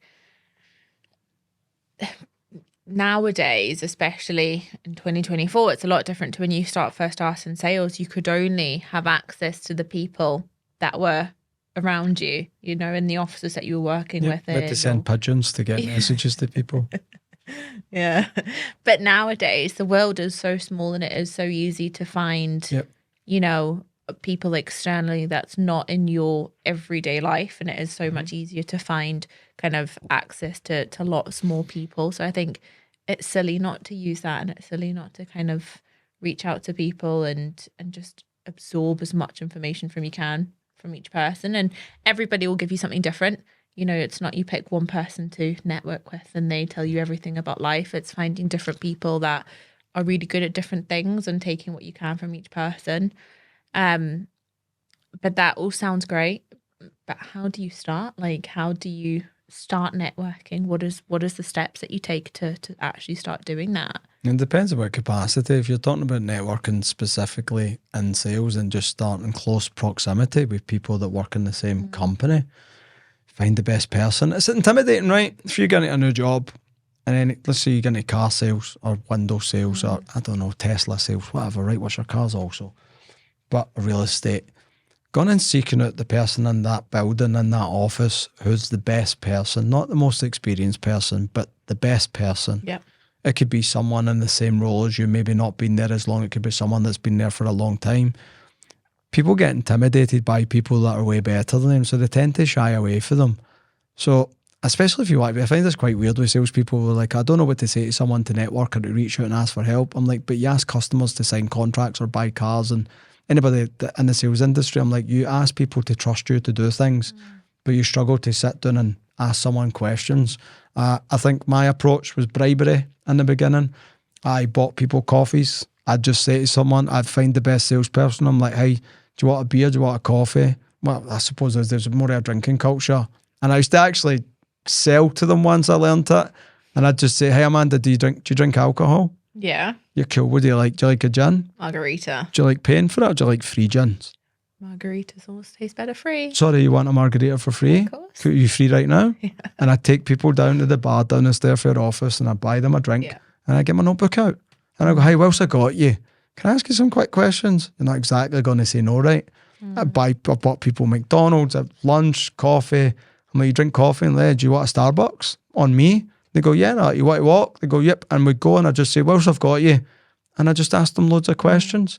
When my one of my sales coaches, we used to start at 7:30 in the morning, and I asked him what time he was in it, and he says he was in at 6:30, and I turn up at 6:30 in the morning. I asked him what he drunk for Starbucks. He says hot chocolate, and every morning I'd rock up with a hot chocolate. I give him a hot chocolate. Cost me £2 to get information that made me 500 quid a week. Yeah. £2 a day. It cost me a tenner a week to get that person's time for an hour before everybody else. So I've done that. So for me, bribery. But I think the main thing is you don't have to bribe if you're not flush with cash. But I think just the worst thing they're going to tell you is no. Go ask for help. Two things I've learned in sales. Two words come to mind. When people, I ask this question a lot, like what things what's your two biggest impacts? They call it an impact, right? What's impacted you the most? I think one, I learned how to ask for help, and two, I learned patience with myself. I never used to ask for help, quite stubborn, but I learned it. But once I learned the power of asking for help, like it's just, if you want to know something, you just go find someone who knows about, and someone who you like and someone who you want to be like is also key, right? Because someone might have good information, but you don't like. There's loads of guys online that have got good info, but you don't like their personality. That's not the person I would network with. I'd go find someone who's your vibe, because you'll be a lot more open and to listen to what they've got to say. It's dating around again. There's a lot of dating around in sales. Dating podcast, yeah. Swipe right, everybody. But I think that's really true, and something that you mentioned there as well. You were talking about, showing up at 6:30 because this person that you viewed as your coach and someone that really kind of helped you, and that I know from all the stories you've told has had a massive impact in your career. You would turn up earlier just to hang out with him. But I know you've always seen that person as a coach and a mentor. How important is it to have a coach or a mentor in sales, but I guess also in life? I mean, you can do without them, but who's going to tell you that you stink at stuff? And who's going to stop you making silly mistakes? Imagine trying to go through life without, I'm not going to say it, imagine trying to go through life without any peers and people you looked up to who could guide you. Life's bloody hard, right? Let's face it. Schools, even schools hard. Primary school's hard. Secondary school's a nightmare to navigate. Imagine you've done that with nobody to go home and talk to about it, or no teachers to guide you. I think you need coaches. I think there's sports stars, I'll not mention names. I don't know how much you're allowed to talk about people online or not, but there's two very famous sports stars who in the same year won all their titles, were top of their game, fired their coaches and won nothing the next year. Wow. Nothing. You always need someone there to coach you, even if you're the most self-motivated, highly driven, highly successful person. You need to find someone to coach. I think it's super. I get lost without coaches or someone to go talk to, because, and lost is probably the right word. Let's put it like this. Imagine driving somewhere with no sat-nav that you'd never been before, which to me is trying to get somewhere without a coach. That's it. And it happens in my career even now. Like, I'm seeking coaches, I'm seeking advice, I'm looking at courses, I'm looking at people, I'm trying to learn. There's a good thing now you spoke about I can learn, like indirectly learn from people without them knowing I'm learning from them. Instagram, buying books, listening to podcasts, audio book. Like there's loads that you can learn directly from people without actually having to sit in a room and talk to those people. But I look at coaches like a sat nav. Yeah. That's it. And we've all not used the sat nav and got lost and frustrated and wish we had used it. And we've all used the sat nav and it's a breeze. Because all you do with the sat nav, you tell the sat nav the destination, and the sat nav knows all the ways there, and it goes, this way is motorway and this way is longer with no traffic, and it gives you options. Yeah. That's a coach to me. You tell the coach where you want to get to, and they tell you your options of getting there. You pick your options of getting there, and they guide you through it, and all you have to do is be coachable and listen to instructions. So it's effortless now. Going without the sat nav, you might get it right, but you also could get it wrong 55 times as well. So I think finding coaches, you save yourself a lot of pain and a lot of suffering. And I hear this all the time. It's like, I just like doing things the hard way. Well, good for you. I don't like doing things that, I'll deal with whatever comes and I'm willing to put up with the hard stuff. Yeah. But if I find a way of making it easier, of course I'm going to make it easier. Do you know what I mean? Yeah. I think that's so true. And I think part of having a coach, and we'll probably finish this because I think we're finishing up on time wise, but part of having a coach and part of having a mentor is also someone to not just give you advice, but also hold you accountable for things. You know, I remember a while ago we were talking about, you know, you've always been fit, you've always been to the gym, you've always kind of looked after yourself, but you wanted that to take that to the next level, and you were kind of looking around for a coach and someone to help you. And I remember you saying to me, I need to find someone who can make me angry and who can push me, and someone that does hold you accountable and does kind of tell you when you're not doing good enough and things like that, because I think that's where that growth actually does happen. And it's drastically changed your life the last couple of years. But how important is it? And when you go in to have a coach, how important is it to be vulnerable with them? And how important is it to kind of drop that ego? And how do you go about that? Because that is really, really hard to do. That is. I thought we were going to talk about my abs that we just got there, but no, we're not going to get down Drop that in. He's 44 if you didn't know. 2 years of hard work. I see those bad boys again. But it is. It's been nicer incredible. than they were when I was in my 20s. So they've matured, which is great. But sorry, what was the question again? The vulnerability with a coach and having no ego. I think it's really stupid to ask someone to coach you and then not drop your ego. We'll use my health coach, right? We'll use Aris and the boy that's been coaching me for the past couple of years in my health and fitness journey, and I suppose living a long life journey, right? Or being better, whatever we want to call it. I remember him, I had to coach him how to coach a little bit, because he always asked me if everything was all right. And all my coaches in life never ask me if it's all right. Coaches are there to get me good, not to make me feel good. And I think that's a misconception with people, is to think, oh, my coach has to be right. No. My job, if I'm coaching you, is to get you good. That probably means I'm probably going to have to upset you, because I'm going to have to tell you a lot of things you don't want to hear. Yeah. I'm going to hurt your ego, but you're going to do it. You have to do it. But for me, when I was talking to Aris, I found it quite weird. And he's like, is this all right? Is that all right? And he's like, you need to eat salmon. Do you like salmon? I'm like, I hate salmon. I absolutely despise it. And he's like, oh, if you don't want to eat it. And I'm like, well, wait a minute. Are you telling me it's good for me? And he's like, yeah. And I'm like, so I'll eat it. So if you say it's good for me and you're the coach, I'm going to be coachable and I'm going to do it. But I remember I asked him, and then one of our first conversations, when this was happening in the beginning, I'm like, do you have people argue with you? And he's like, yes. I'm like, let me get this right.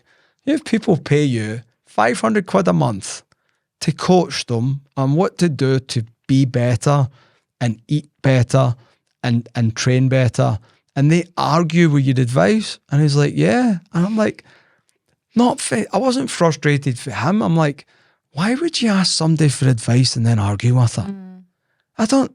And I get that all the time when I'm coaching people. I'm like, if you're not willing to accept the answer and accept the coaching, don't get coached. Because again, but people I think a lot of time people get coached and they want the coach to tell them what they want to hear, but that's not it. So you got to be vulnerable. I think before you ask somebody to coach you in anything, I had to be vulnerable. This guy asked me to take my picture of my top off. I didn't like what was there. It's vulnerable. You have to get them telling you you're out of shape and you're bad and it's not good enough and you don't eat well and what you think was healthy isn't healthy and how hard you train you think is good. And I'm using that as an example, but in anything. So I think there's a thing called being coachable. My coach taught me this, or one of my coaches. I've had loads of coaches through my life in sports and business and sales and all this stuff, right? Just in life. But I remember one of them saying to me, he's like, if you want me to coach you, when I tell you to do something, shut up and do it, and do it with a good attitude and do it to the best of your ability, trusting that what I'm telling you to do is for your benefit. Yeah. Like it or don't like it. He says, don't not question why. Don't not question what I'm getting you to do. Just don't do it whilst I'm telling you to do it. And so he would do that with me, and he would coach me, and I would do it, and I'd do it with bells on, and I'd grab him later that night or the next day, and I'd go, all right, you told me to do this yesterday. Please explain why. And he would explain his reasons behind and why it was beneficial to me. And then my ego went out the window. And even we're talking, my health coach, we're talking Aris, I'm weeks into taking supplements or weeks into doing something in training, and loads of people say, why are you taking that? Why are you doing this? And I'm like, I don't know. My coach told me to take it. And I blindly do what he does. And I'm 3 weeks into taking a supplement that I've never heard of before my whole entire life. 3 weeks after swallowing it 3 times a day. And I'm like, why am I taking this supplement? What? And he just laughs at me and he's like, it's for this. And I'm like, I trust there's a good reason. He actually will not get into it. And especially you, I'm not getting into it. He sent me something he says weird. He says, we're going to try something that's really weird. It's something that's done in the Far East. And he's like, it's just going to help though, with your gut, sort of do with your gut right and your instincts and going with that and energy right. But he says to me, it's really weird. And I says, we get past weird a while ago. And he says to me, you just need to trust me on it. And I'm like, if you're telling me, there's a level of trust. And I'm like, if you're telling me that this is going to help me, I don't need you to explain it to me. I don't need you to defend it. I trust you wholeheartedly. But that, again, finding someone who you trust that much to become that coachable, that's a lot of hard work, because it is hard to find people that you're going to undeniably trust that what they're telling you to do is for your benefit and do it with bells on. Funnily enough, I like salmon now. I really enjoy it. I know, it's in the office stinking it up all the time. I had to eat it about 25 times before I actually got excited about eating it. And every time I ate it, I hated him a little bit. And sometimes in the gym, I hate him. But he's also the person I send my accomplishments to first. When I get excited about salmon, he's the first person I message. So getting coached off somebody, there's that, there's boxing coaches, there's track coaches, there's loads of people who, it's a love-hate relationship, and you hate them when they're making you do stuff and telling it, like your parents, right? You hate them. But there comes a point when you realise how good it was for you and you're really grateful and you're really thankful. But I think it's important to have that. Coaches, again, I'm a super self-motivated person. I don't need anybody to tell me to get out of bed and do stuff and go for it. And I'll run myself into in fact, the first thing he told me was to train less. I'll do that, but I still need somebody there to keep me accountable. Even the fact that I know that he's going to ask me how things are going and check my stats makes me do stuff a little bit to the best of my ability, because I know someone else is going to question it. If it's just me, and you tell yourself wee stories are not doing stuff. So I think it's key for everybody if I coach in anything that they do. Yeah, no, 100%. And I think, like you said, that accountability is so important, but also it's a coach's job to make you uncomfortable sometimes. And we always say that growth happens when you're uncomfortable. And I think that goes back to the start. This podcast today was about sales, and sales does take you outside your comfort zone. But what you can get from stepping out your comfort zone, I think, is just incredible, and the opportunities that you get from it are so, so good. So I think that's a nice place to finish, even though I only got to halfway through my questions. We're going to have to do it. Amanda read me these questions yesterday, and I'm like, man, we've lost our turbos ages ago. So I guess we'll have to do a sales part 2. And if you're listening to it, thanks for listening. Yeah, thanks.